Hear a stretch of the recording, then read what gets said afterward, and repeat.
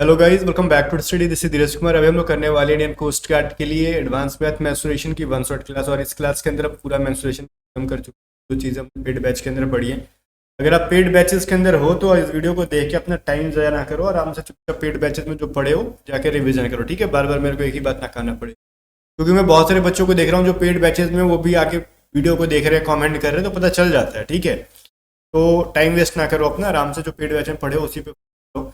और ये उनके लिए जिन्होंने कोई भी बैचेस नहीं बाई कर पाए लास्ट टाइम, उनका रिवीजन हो जाए या फिर कुछ सीख जाए उनके लिए। तो आप टेलीग्राम चैनल को ज्वाइन करो, अभी सर्च करो टेलीग्राम पे @A to Z स्टडी, ठीक है। ऐसा क्यों मैं बोल रहा हूँ, क्योंकि टेलीग्राम पे जो चीज़ें हम कुछ कुछ चीज़ें लास्ट टाइम में रिवीजन कराएंगे, जस्ट लाइक कि आपको मैराथन एक साइंस की क्लास आएगी, मैराथन एक वोकैब की आएगी, मैराथन एक जीके की आएगी, मैराथन एक इंग्लिश की आएगी, मैराथन और रीजनिंग की आएगी। इन सबकी पीडीएफ जब आएगी ना मैराथन की, वो हम टेलीग्राम पे अवेलेबल कराएंगे। लेकिन जो हमारी पेड पीडीएफ है वो पेमेंट करके बाई करना पड़ेगा, क्योंकि पेड पीडीएफ से मैं बोलता हूँ 100% अधिक से क्वेश्चन हमारे पेड पीडीएफ से ही आते हैं एग्जाम में, ठीक है। मोर देन मतलब कह लो 80% क्वेश्चन हमारे पीडीएफ से या तो डायरेक्टली आते हैं या फिर हमारे सेम कंसेप्ट का यूज करके आता है हर बार एग्जाम में। ये चीज़ तो मुझे बोलना नहीं पड़ता है, स्टूडेंट इसका गवाह रहते हैं, ठीक है। तो इसमें भी क्या होता है ना, देखो एग्जाम में वैसे भी आप देखो जहाँ पे 55 पे 50 प्लस पे आपका सिलेक्शन हो रहा आउट ऑफ 60, तो जो चीज़ें आप देख रहे हो कि आपको डीबी में अगर लेना है तो कहीं ना कहीं आपको हाई से हाई स्कोर करना होगा डीबी जीडी यांत्रिक के अंदर। तो ये सारे पीडीएफ डीबी जीडी यांत्रिक तीनों के लिए होंगे, सेक्शन 1 के लिए जो 60 नंबर का पेपर होगा। सारे पीडीएफ्स को बाई करना है तो व्हाट्सअप करके बाई करो, पे करना पड़ेगा सारे पीडीएफ्स के लिए, ठीक है। रीजनिंग, मैथ, साइंस, जीके सारे क्वेश्चंस हिंदी और इंग्लिश दोनों में है, सबका सॉल्यूशंस भी है। तो अभी व्हाट्सअप करो 7279047777। और एग्जाम से पहले मैं बोल रहा हूँ कम से कम पीडीएफ को पढ़ के जाओ। एग्जाम के बाद जब आओगे तो खुद कहोगे कि पीडीएफ से बहुत सारे क्वेश्चंस मिले या तो पीडीएफ से बहुत ज्यादा हेल्प मिला है। दो चीज में से एक चीज आप कहोगे तो 100%। और कुछ लोग जो लास्ट टाइम हमसे जुड़े हैं वो अफसोस कर रहे होंगे कि हम क्यों ना पेड बैचेस लेके पढ़ लिए थे, क्योंकि आपको ही पता है कि हमारे जो कंसेप्ट यूज करके हम पढ़ाते हैं और देते हैं वो एग्जाम में डायरेक्टली आता है। खैर वो तो अलग बात है। चलो फिर इसको हम कंटिन्यू करते हैं मेंसुरेशन को, बट उससे पहले इस पीडीएफ को बाई करो, व्हाट्सअप करो और बाई करके प्रिपरेशन को कंटिन्यू करो। में क्या क्या पढ़ोगे आप? ऑब्वियसली आप एरिया पढ़ोगे और वॉल्यूम पढ़ोगे। मेनली क्वेश्चन एरिया से आते हैं, कभी कभार वॉल्यूम से पूछे जाते हैं। कोस्ट गार्ड ज्यादा वॉल्यूम पे फोकस करता है, एयरफोर्स वाई ग्रुप ज्यादा एरिया फोकस करता है। खैर कोस्ट गार्ड दोनों पे फोकस करता है देखा जाए, बट वॉल्यूम पे ज्यादा फोकस उसका रहता है। एरिया से भी क्वेश्चन पूछे, सब कुछ पढ़ना है आपको, कुल मिला के ये है। तो पहले ट्राइंगल पढ़ेंगे, फिर चतुर्भुज, वृत्त, उसके बाद घन, घनाभ, बेलन, शंकु, गोला, अर्धगोला, ठीक है। चलो इतना चीज तो ट्राइंगल। तो ट्रायंगल में क्या चीजें होती हैं? ट्रायंगल में कुछ चीजें होती हैं जो कि पढ़ने के लायक होती है। ट्रायंगल तो सबसे पहले एक जनरल ट्रायंगल के बारे में बात कर लेते हैं। जनरल ट्रायंगल क्या होता है? मान लेते हैं ना ये एक ट्रायंगल है, ठीक है। ये एबीसी नामक एक ट्रायंगल है। अब इसके पास 3 साइड्स हैं, पहला साइड ये, दूसरा साइड ये, तीसरा साइड ये। मतलब किसी भी ट्रायंगल में कितने साइड होते हैं भाई? तो 3 साइड होते हैं, पहला ये, दूसरा ये, तीसरा ये। मान लेते हैं इसकी वैल्यू a है, इसकी वैल्यू b है और इसकी वैल्यू c है, ठीक है। मैथमेटिक्स के क्वेश्चन आएंगे तो ये 5 10 15 करके कुछ डिजिट दे देगा, बट हमने ए बी सी मान लिया फॉर्मूला निकालने के लिए। तो हमारा पहला काम है कि हम परिमिति निकालेंगे इसका। परिमिति ये क्या चीज होता है? इसको इंग्लिश में हम लोग पैरामीटर कहते हैं। अब आखिर क्या चीज है ये परिमिति? तो परिमिति का मतलब होता है ना कि तीनों साइड्स को जोड़ने पे जो वैल्यू मिलती है उसको पैरामीटर कहते हैं। तो ए बी सी को जोड़ दो, ठीक है। ये आपका पैरामीटर हो गया, क्लियर है। अब एक चीज होता है ना अर्ध परिमिति। अर्ध परिमिति कहाँ काम आएगा मैं बताऊंगा। एक होता है अर्ध परिमिति जिसको हम लोग कहते हैं सेमी पैरामीटर, ठीक है। अब जब अर्ध आ गया, सेमी आ गया, मतलब आधा, तो पैरामीटर को जोड़ो और उसको आधा कर दो, 2 से डिवाइड मार दो, इसको कहते हैं हम लोग सेमी पैरामीटर, क्लियर है। और जब किसी भी ट्रायंगल के बारे में बात करेगा तब इन सब की जरूरत पड़ती है। तो देखो अब जब हमको पता ही नहीं कि कौन सा ट्रायंगल है, खैर मान लो समबाहु या फिर राइट एंगल, आइसोलेशन या फिर जो भी इक्विलैटरल, हमको जब पता होता है ना तो उसका कुछ कुछ अलग अलग फॉर्मूला है। जब पता ही नहीं है तो फिर क्या फॉर्मूला यूज करें? एक जनरल फॉर्मूला होता है एरिया का, ठीक है। क्षेत्रफल का एक जनरल, जब नाम ना पता हो ना कि कौन सा ट्रायंगल है, तो एक एरिया का फॉर्मूला होता है जिसको हम लोग कहते हैं ना under root S into S minus A, S minus B और एस माइनस सी। अब कहोगे महाराज वो सब तो ठीक है, बट ये एस क्या है? तो ये है सेमी पैरामीटर। एस से इसी को डिनोट करते हैं, सेमी पेरीमीटर को। ओके, आगे देखो, और ये जो होता है ना ये वाला एरिया बराबर एक और फॉर्मूला होता है। ठीक है, अगर मान लो एरिया में सिर्फ आपको उसकी बेस और हाइट का अगर वैल्यू दे रखा है, तब हम लोग क्या करेंगे, 1/2 इंटू बेस बटा में हाइट, क्या कहते हैं इसी को, 1/2 आधार इंटू ऊंचाई।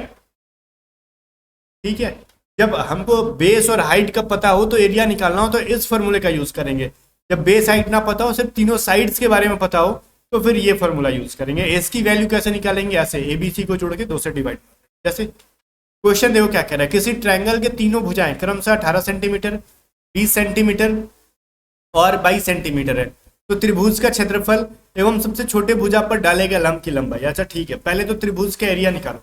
एरिया के लिए क्या करोगे, तो एरिया का फॉर्मूला आपने जस्ट पढ़ा, √, एस इंटू एस माइनस वे, S minus B, S minus सी।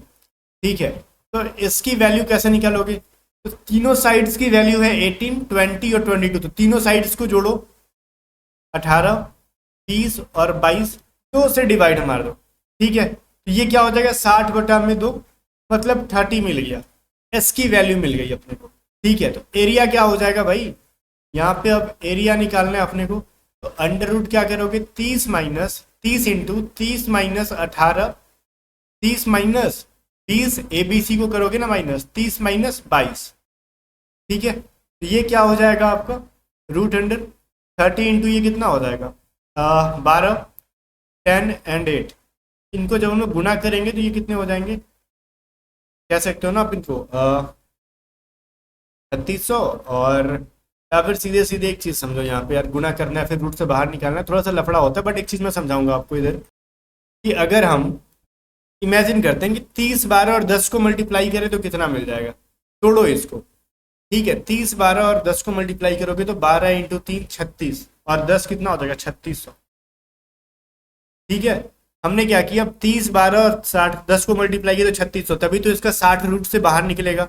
और 8 को तोड़ देते हैं इस तरीके से 4 इंटू 2 में, तब जाके इस 4 को बाहर निकालोगे तो 2 मिलेगा, और 3600 को बाहर निकालेंगे तो 60, इस 4 को निकालोगे तो 2, और ये √2, मतलब 120√2। ये जो हो गया इनका एरिया हो गया, ये क्या हो गया, एरिया। बट जनाब एक चीज और पूछ रहा है आपसे, कह रहा ना कि दिए गए छोटे भुजा पर डाले गए लंब। फिर मान लेते हैं कि अगर ट्रायंगल था एबीसी, अगर मान लो इसकी वैल्यू 20 है, इसकी वैल्यू 22 है और इसकी वैल्यू क्या है 18, तो छोटा भुजा नीचे वाला हमने माना, अगर इस पर कोई लंब डालते हैं तो इस लंब की जो है ना ऊंचाई पूछ रहा है। सुनो, बेस पता है आपको कितना है 18, लंब की ऊंचाई नहीं पता आपको, कोई दिक्कत नहीं, लेकिन एक एरिया का और ऑल फार्मूला मैंने क्या पढ़ा है आपको, 1/2 बेस इंटू हाइट। एरिया हमको पता है 120√2 बराबर 1/2, और बेस है 18 और हाइट हमको पता नहीं है, बस कर लो 2 9 18, तो हाइट बराबर कितना हो जाएगा 120√2 बटा में 9। ठीक है, कर लो, ये हो जाएगा हाइट बराबर 40√2/3। मैंने सब कुछ यहीं पे लिख दिया, जूम करके पीडीएफ को देखोगे तो मिल जाएगा। ठीक है ना, क्या क्या लिखा हुआ है पढ़ पढ़ के मैंने बोला, इसीलिए बस दूसरे फार्मूला का भी इस्तेमाल हमने दिमाग लगा के कर लिया, तो इससे हाइट की उनको वैल्यू मिल गई। क्लियर है, ओके, 2 बार 3 बार प्रैक्टिस करो बनेगा। ये तो गैर जनरल था, बट ट्रायंगल 3 प्रकार के होते हैं, इक्विलैटरल ट्रायंगल, समकोण ट्रायंगल और समद्विबाहु। अब ये क्या चीज है, देखो इक्विलैटरल ट्रायंगल मतलब होता है समबाहु, तीनों भुजाएं बराबर होगी। अब एक होता है समकोण, जिसका एक भुजा जो है ना, मतलब ये जो एक एंगल 90 डिग्री होगा, और एक होता है आइसोसेलेस, मतलब इसके सिर्फ 2 भुजा बराबर होंगे, ये बराबर नहीं। क्लियर है, 3 टाइप्स के ट्रायंगल्स हैं यहाँ। सबसे पहले हम लोग पढ़ेंगे समबाहु ट्रायंगल। समबाहु में हमने क्या पढ़ा अभी, कि तीनों भुजाएं जो है उनके क्या हो जाएंगे, बराबर हो जाएंगे। ठीक है, तीनों भुजाएं, मान लो ये एबीसी है ना, एबीसी है, अगर मान लो AB की जो वैल्यू अगर A है तो BC की भी वैल्यू A ही होगी, और AC BC सब जो है AA हो जाएगा। वैसे में इसके परिमिति निकालना हो तो क्या करोगे, परिमिति निकालना तो आसान हो जाएगा ना, यहाँ पे पेरीमीटर तीनों क्या है सेम है, तो आप A को 3 बार जोड़ो या फिर इसी को लिख लो 3 इंटू A, बात बराबर है, तो 3 को एक भुजा से मल्टीप्लाई कर दो, इनका पेरीमीटर मिल जाएगा। वहीं पर अगर इनका एरिया पूछे तो एरिया निकाल लेना, क्योंकि देखो जनरल जो मैंने इधर पढ़ाया जनरल फार्मूला, इसका एरिया निकालने में तो नानी दादी सब याद आ रही है, बट ऐसा क्वेश्चन ना दे, यही भगवान से प्रार्थना है, कितना डिफिकल्ट ना दे, डायरेक्ट इसके बेस पे दे आपको ट्राइंगल का नाम लिख के, तो एरिया निकालना आसान हो जाता है, बशर्ते कि फॉर्मूला याद रहे। इसको कहते हैं √3/4 इंटू ए स्क्वायर। ठीक है, तो इस सिचुएशन में एरिया निकालना हमने हमारे लिए काफी आसान हो जाता है। ए स्क्वायर है ये। ओके, क्वेश्चन करके देखो। क्वेश्चन जैसे आपके सामने आ जा भाई। अच्छा, एक और फॉर्मूला इधर मैं लिख देता हूँ आपको। ये देखो, अगर इसकी लंब की ऊंचाई या फिर माध्यिका, मान लो कोई ट्राइंगल है ना, ये इक्विलैटरल ABC, तीनों भुजाएं अगर बराबर है और इसकी एक माध्यिका कह लो या फिर लंब की ऊंचाई जो ऊपर से नीचे तक हमने खींचा डीप पॉइंट तक, ये इसकी हाइट, अगर इसको निकालने का फॉर्मूला पूछे ना तो √3/2 इंटू ए कह लोगे। यहाँ पे क्या है √3/4 इंटू ए स्क्वायर, लेकिन ये क्या है √3/2 इंटू ए। तो ये जो चीज़ है मैटर करता है, तो ध्यान देना इसका निकालने का तरीका ये होता है। चाहे आप लंब कहेगा, परपेंडिकुलर कहे, अल्टीट्यूड कहे, हाइट कहे, मीडियन कहे या फिर एंगल बाइसेक्टर, जो भी कहे, ठीक है, यही होता है इसका निकालने का। क्वेश्चन देखोगे खुद समझ में आएगा कि क्या कह रहा है ये। कह रहा है कि समबाहु त्रिभुज के माध्यिका की लंबाई अगर 12 सेंटीमीटर है तो एरिया निकालो। नो, माध्यिका की लंबाई क्या होता है, हमने यहाँ पे पढ़ा √3/2 इंटू ए होता है। तो √3/2 इंटू ए की वैल्यू जब 12 है, ए बराबर क्या होगा 12 इंटू 2, ये 12 है, बाई √3। अब देखो एक चीज़, रूट जो है ना नीचे में नहीं रहता है, इसलिए ऊपर और नीचे √3 से मल्टीप्लाई करोगे, ये हो जाएगा 24 √3/3। तो ये कट के क्या निकल जाएगा, ए की वैल्यू निकल जाएगी 8√3। बोलेगा इसका एरिया निकालो, कोई दिक्कत नहीं सर। एरिया का फॉर्मूला क्या होता है, एरिया बराबर क्या हो जाएगा √3/4 इंटू ए स्क्वायर। तो √3/4 और ए का वैल्यू क्या है 8√3 और स्क्वायर करना है तो 8√3, ये 4 दूनी 8 हो जाएगा। अगेन ये √3 मल्टीप्लाई हो गए 3 हो जाएंगे, तो 8 3 24, 24 दूनी 48। ठीक है, तो 48 √3 जो है करेक्ट आंसर हो जाएगा। हमने स्टार्ट यहाँ से कर रखा था, आंसर यहाँ आ गया, कोई इशू तो नहीं होना चाहिए। आप नोट्स बनाते जाओ साथ साथ में, बेटर रहेगा। ठीक है, अभी टाइम आराम से रिवीजन करो, खाली फॉर्मूला पढ़ते जाओ, क्वेश्चन बन जाएगा। मेंसुरेशन, प्रोबेबिलिटी में लास्ट में जानबूझ के पढ़ा रहा हूँ कि ये सभी चीज़ों पे ना बहुत ज़्यादा ध्यान नहीं देना, खाली फॉर्मूला पढ़ना है, बाकी कंसेप्ट तो आराम से बन जाए, कुछ अरिथमेटिक की तरह नहीं है ये देखो, किसी समबाहु त्रिभुज का क्षेत्रफल जो है 432 √3 सेंटीमीटर स्क्वायर है, तो उसका पेरीमीटर बताओ। पहले एरिया दे रखा है आपको, तो एरिया है 432 √3। तो एरिया का फॉर्मूला क्या होता है भाई, 4 उल्टा मैं बोलता हूँ √3/4। ठीक है, √3/4 इंटू ए स्क्वायर बराबर 432 √3। ये √3 कट जाएगा ना, ए स्क्वायर बराबर क्या हो जाएगा 432 इंटू 4। अब इनको हम लोग क्या करेंगे, रूट के अंदर लगा दो, 432 इंटू 4, ये तोड़ो। अब इनको तोड़ के क्या लिख सकते हो, 3 इंटू 144 इंटू 4, ये क्या हो जाएगा 12 निकलेगा और यहाँ से 2 निकलेगा, मतलब 24 √3। एरिया का वैल्यू क्या हो गया इतना, ठीक है ना। तो सॉरी, यहाँ पे एरिया का वैल्यू नहीं, ए का वैल्यू आ गया। ए मतलब एक भुजा की वैल्यू आ गई, ठीक है ना, एक भुजा की वैल्यू आ गई। तो कह रहे हैं उसका परिमिति बनाओ, परिमिति, या फिर इंग्लिश में कहते हो आप पेरीमीटर, बराबर क्या होता है 3a। तो कह रहे हो ना 3 इंटू 24 √3 मतलब 72 √3। यही है जनाब, यही है आंसर आपका। ऑप्शन नंबर का है, सी के अंदर है। आगे देखो, अब ये क्या होता है राइट एंगल ट्रायंगल, इस पर थोड़ा सा फोकस करते हैं। समकोण ट्रायंगल क्या चीज़ है, कुछ नहीं है, जस्ट मैंने बोला कि उसका एक एंगल जो होगा ना वो 90 डिग्री का होगा। अच्छा सुनो एक बात, जब भी ट्रायंगल कोई भी हो तो तीनों एंगल्स को मिला के जो होता है ना, मान लो ये θ1 θ2 और ये मान लेते हैं θ3, ठीक है, तीनों को जोड़ने पे कितने डिग्री का एंगल बनता है ये पता होना चाहिए आपको। ये होता है 180 डिग्री। कितना, तीनों एंगल को जोड़ने पे 180 डिग्री का एंगल बनता है। लेकिन ये भाई साहब क्या है ना, चाहे वो कोई भी ट्रायंगल हो, कोई भी ट्रायंगल हो, ऐसे वैसे किसी भी कोई भी ट्रायंगल हो, बट इसका भी तो सेम चीज़ है, तीनों जोड़ने पे क्या होना चाहिए 180 डिग्री होना चाहिए, 180 डिग्री। लेकिन ये भाई साहब अकेले आधा लेके बढ़ जाते हैं, कहते हैं हमको 90 डिग्री चाहिए, नहीं तो फिर हम अपना नाम में बदल देंगे, राइट एंगल ट्रायंगल नहीं होगा, हम नाम में बदल देंगे, बट से बदल देंगे। इसीलिए कहता है ना भैया तू ले, तू राइट एंगल नाम ले, लेकिन तुम 90 डिग्री भी ले ले, ठीक है। तो ये अकेले 90 डिग्री लेता है। अब बचा ये दोनों। तो मेरे को एक बात बताओ, 90 जब ये ले लिया तो 90 डिग्री और बचा। तो या तो ये थीटा वन कुछ भी हो सकता है, ये कुछ भी हो सकता है, या तो 45 45 कह लो, ठीक है, ये भी 45 वो भी 45, लिखा नहीं क्या, हाँ 45, या तो इसको आप 60 मानते हो तो ये 30 हो जाएगा, या ये 60 तो ये 30।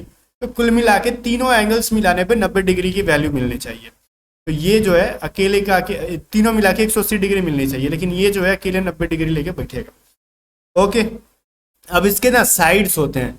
ये जो सबसे बड़ी जो साइड है ना, इसको अगर मान लो, अगर ये हम थीटा मान लेते हैं कोण, तो ये जो सबसे नीचे वाली जो वैल्यू है उसको हम लोग क्या मान लेंगे, और इससे बड़ी वाली को क्या मान लेंगे, और ये जो सीधा है उसको क्या मान लेंगे। अब जो थीटा के जस्ट सटा हुआ दो, ये जो कोण है सी मान लेते हैं, सी को एंगल थीटा मान लेते हैं, तो इसके सटे दो भुजा है, मतलब साइड से, एक ये बड़ी वाली और एक छोटी वाली।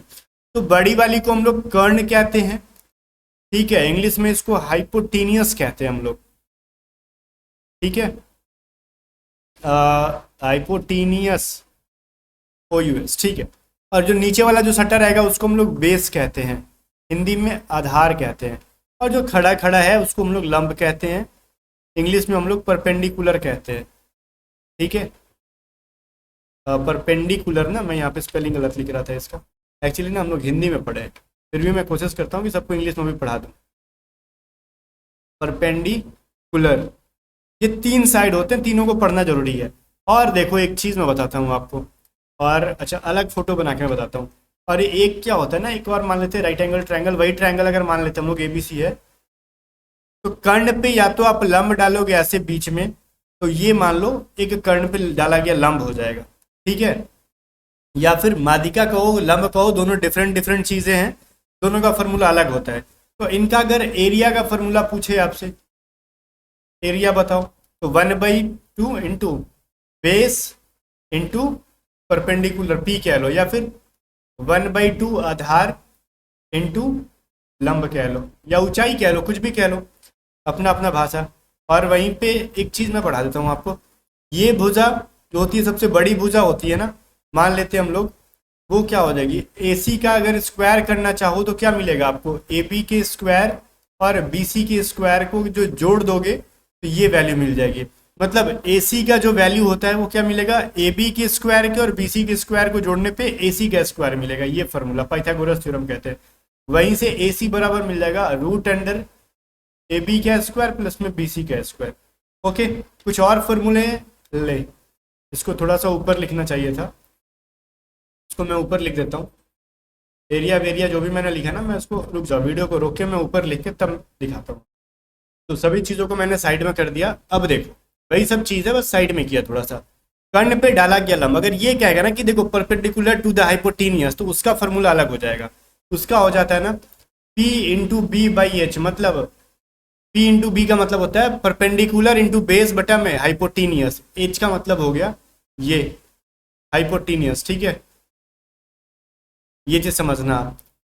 हाइपोटेनियस का मतलब ये सबसे बड़ा भाग। और कर्ण पर खींचा गया माध्यिका अगर आपसे बोलेगा तो इसका सीधे सीधे आंसर, माध्यिका मतलब जो बीच को मीडियन का मतलब डिवाइड कर रहा है आधा आधा, तो H/2 माध्यिका को दो भाग में बांट दो, बस कहानी खत्म। तो ये जो सीन है थोड़ा सा आपको समझने वाली चीज है, आप आराम से इसको कर पाओगे अगर इन सभी चीजों को अगर समझ जाते हो। तो क्वेश्चन देखो क्या है, कह रहा ना कि मान लो राइट एंगल ट्रायंगल का पहला क्वेश्चन है, किसी समकोण त्रिभुज की आधार एवं लंब की लंबाई जो है ना 24 सेंटीमीटर और 30 सेंटीमीटर है, तो उसके कर्ण पर खींचे गए माध्यिका की लंबाई बताओ कितनी हो जाएगी। तो कर्ण पे खींचे गए माध्यिका की लंबाई, तो मान लो ये ट्रायंगल है ABC, ओके, ये है 24 और ये है 30, और इसके कर्ण पे डाले गए माध्यिका की लंबाई बताओ, तो मीडियन की लंबाई कितनी हो जाएगी मेरे को ये बताओ आप। ये सिंपल से है। तो सबसे पहले हमको ये क्या होना चाहिए, माध्यिका पता होना चाहिए, तभी ना उसका कहते हैं ना कि हाइपोटेनियस को बांट दो, मतलब कर्ण का आधा कर दो। तो कर्ण की वैल्यू क्या है भैया, AC की वैल्यू निकाल लो, AC बराबर होता है √24 का स्क्वायर प्लस में 30 का स्क्वायर कर दो।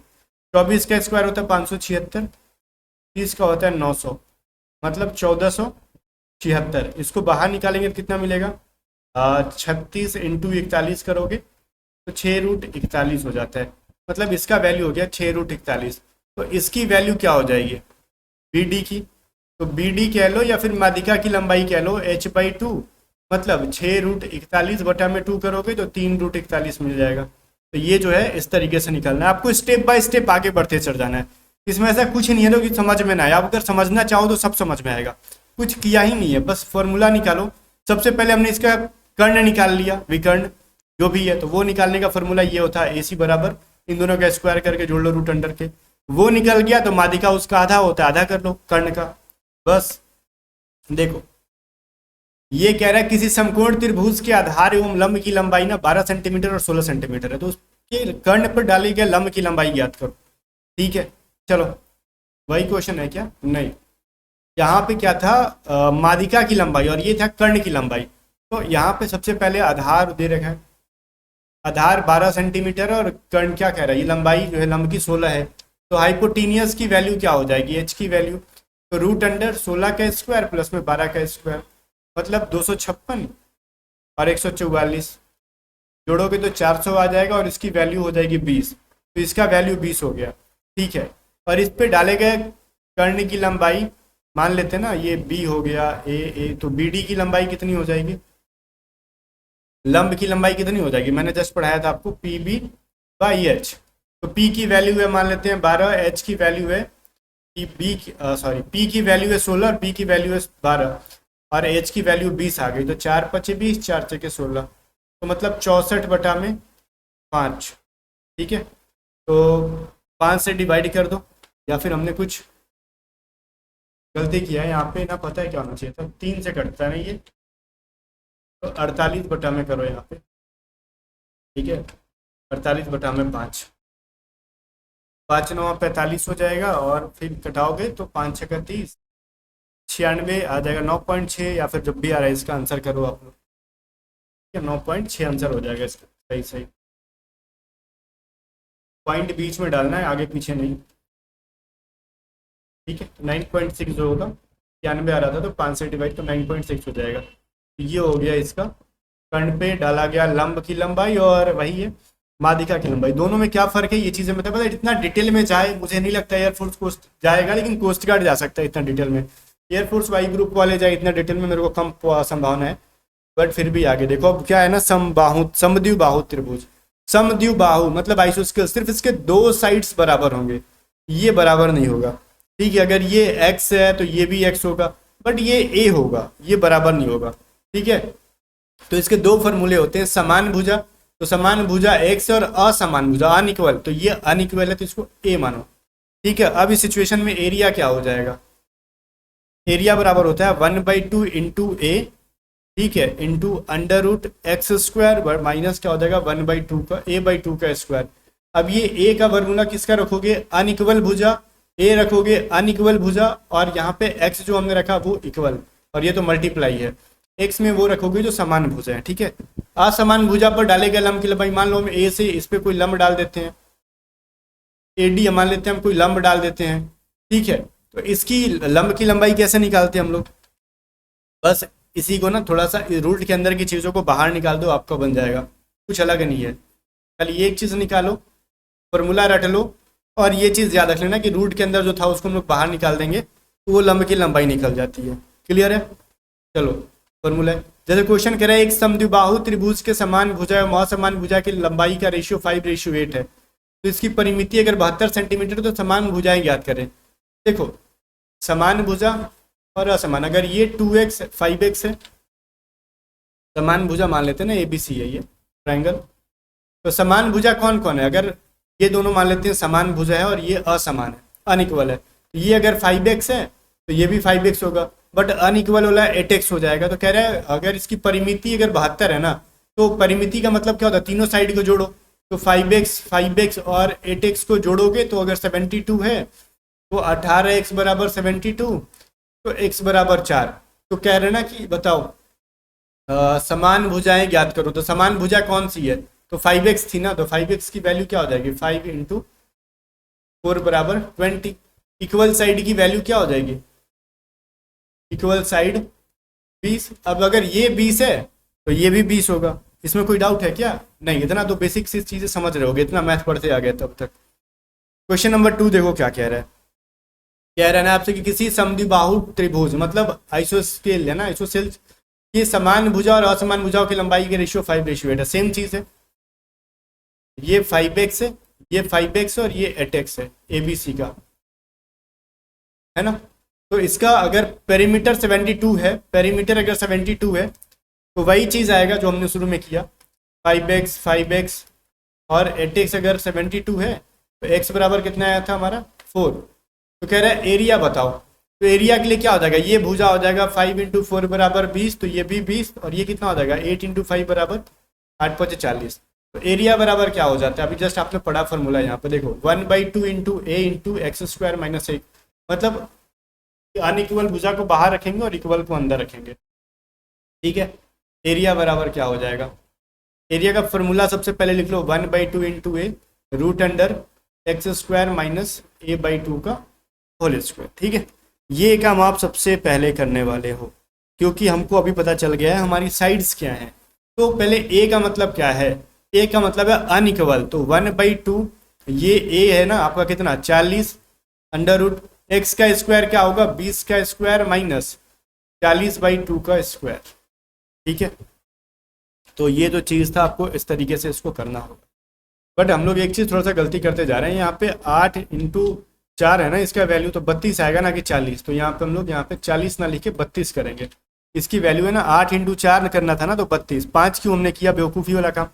देखो अगर इस x की वैल्यू 4 है तो यहाँ पे 4 लिखते तो 32 हो जाता ना, ये 8 × 32, ये 32/2 कर लो, ये कितना हो जाएगा 10 बार में कटेगा, 10 × 400, ये कितना हो जाएगा 16 बार में कटेगा तो 256, ठीक है। 400 में से 256 घटा लोगे जो वैल्यू आएगा कितना होगा 144,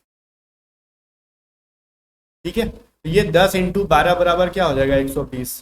तो इसका एरिया जो है ना, थोड़ा सा मैंने यहाँ पे गलती किया है, गलती ये किया ना कि देखो अंदर की ए की वैल्यू तो चेंज कर दी, बाहर की ए की वैल्यू 40 के 40 रख दी। ऐसे थोड़ी सी प्रॉब्लम हो जाती है कभी कभार, पता है कब, जब हम लोग ध्यान ना देना कि हम जो लिख रहे हैं वो क्या लिख रहे हैं।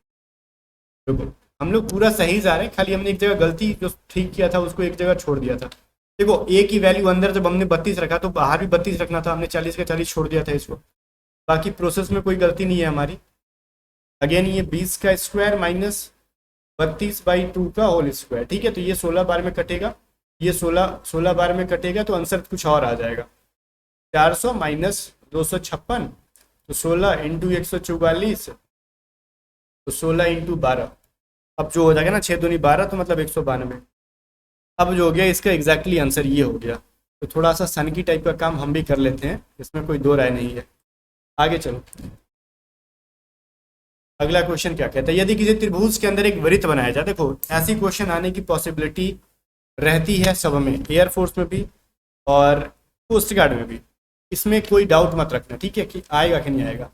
मान लो किसी ट्रायंगल है, इसके अंदर कोई मान लो एक सर्कल बना देते हैं हम लोग, ठीक है। मान लो ये ट्रायंगल कौन सा हमको पता नहीं है, उस सिचुएशन में क्या करेंगे, ये जो सर्कल होगा उसका रेडियस पूछ लेगा आपसे कि रेडियस बताओ क्या हो जाएगा, ठीक है। तो उसकी अंतःवृत्त की जो त्रिज्या होती है वो एरिया ऑफ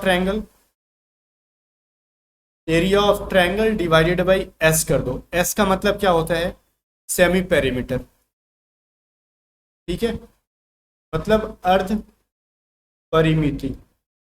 ये कब करेंगे जब हमको ट्रायंगल का पता ना हो तब, और ये मुझे नहीं लगता कि ये वाला एग्जैक्टली क्वेश्चन दे, बिकॉज ये खतरनाक क्वेश्चन है, सेमी पैरामीटर निकालना होगा, ठीक है। तब वो अलग चीज़ है, फिर मतलब एरिया निकालो और एरिया को सेमी पैरामीटर से, मतलब ये बहुत ही लेंदी है। बट एयरफोर्स में ना दे, कोस्ट गार्ड में देने की पॉसिबिलिटी है।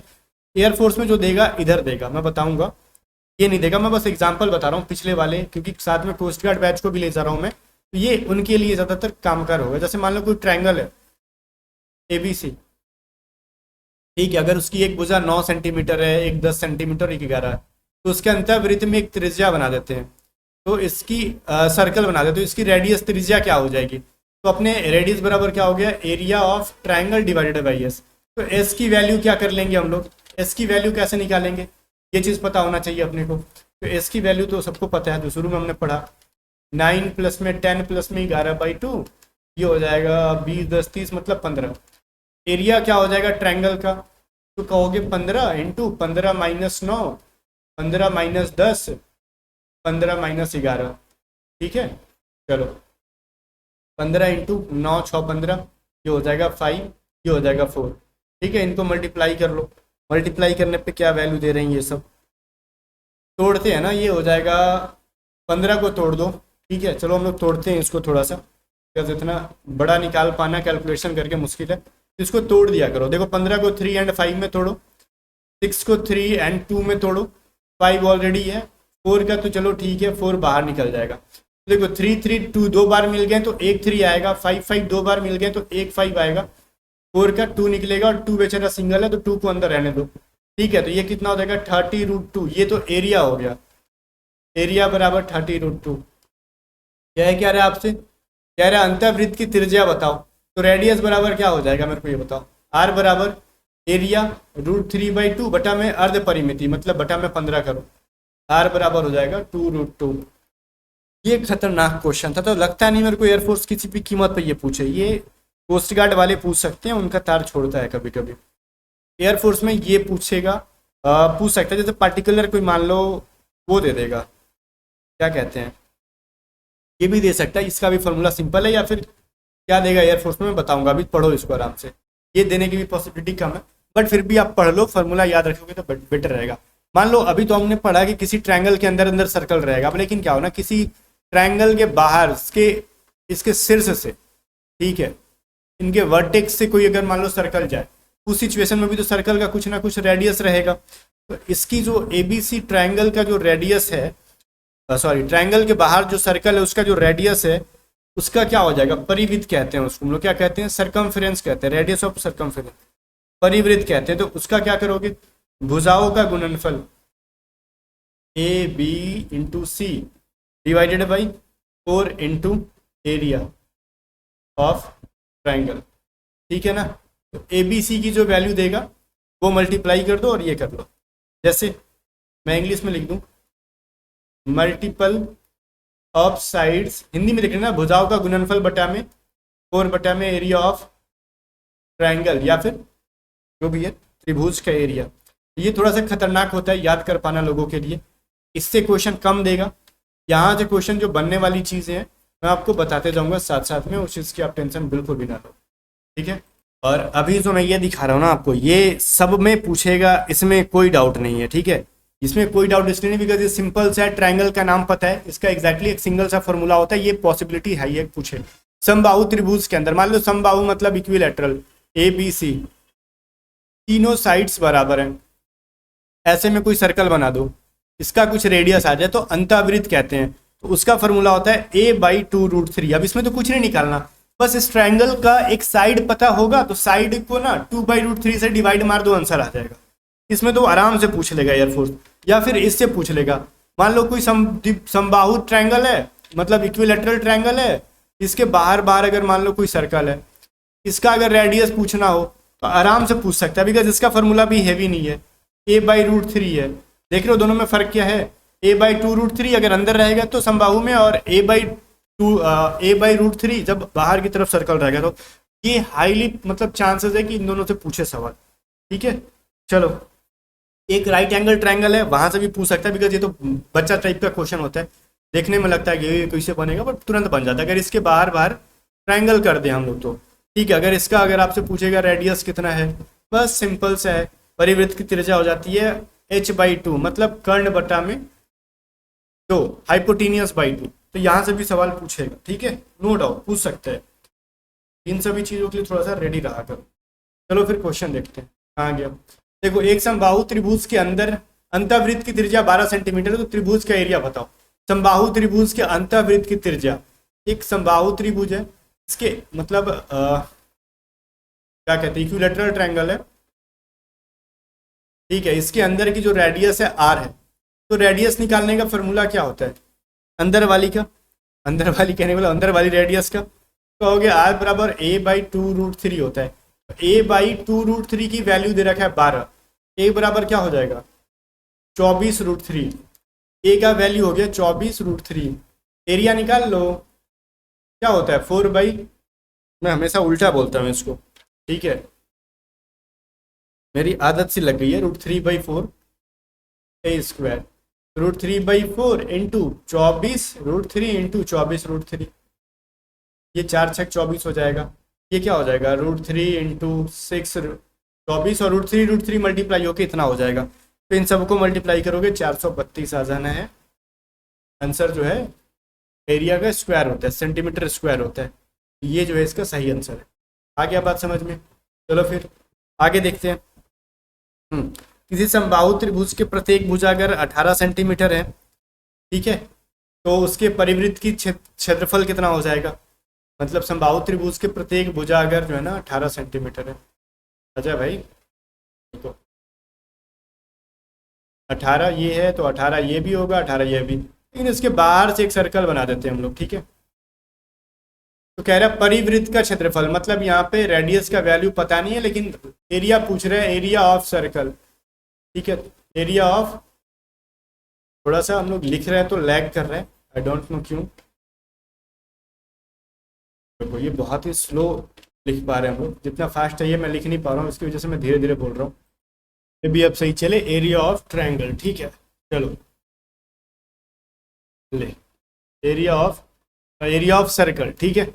एरिया ऑफ सर्कल क्या होता है, πr²। आगे हम पढ़ेंगे, अगर आपको नहीं पता है तो ये फाइंड आउट करना है। बट अभी हमारे पास क्या है, r की वैल्यू पता होती है हमको, a/√3 होगी। अगर किसी इक्विलैटरल ट्रायंगल के बाहर बाहर सर्कल हो तो r की वैल्यू निकाल दो। a की वैल्यू 18 है, √3 से मल्टीप्लाई करोगे, ऊपर नीचे √3 से हो जाएगा ये, तो 18 √3/3, तो ये 3×6 = 18। r की वैल्यू हो जाएगी 6√3। क्लियर?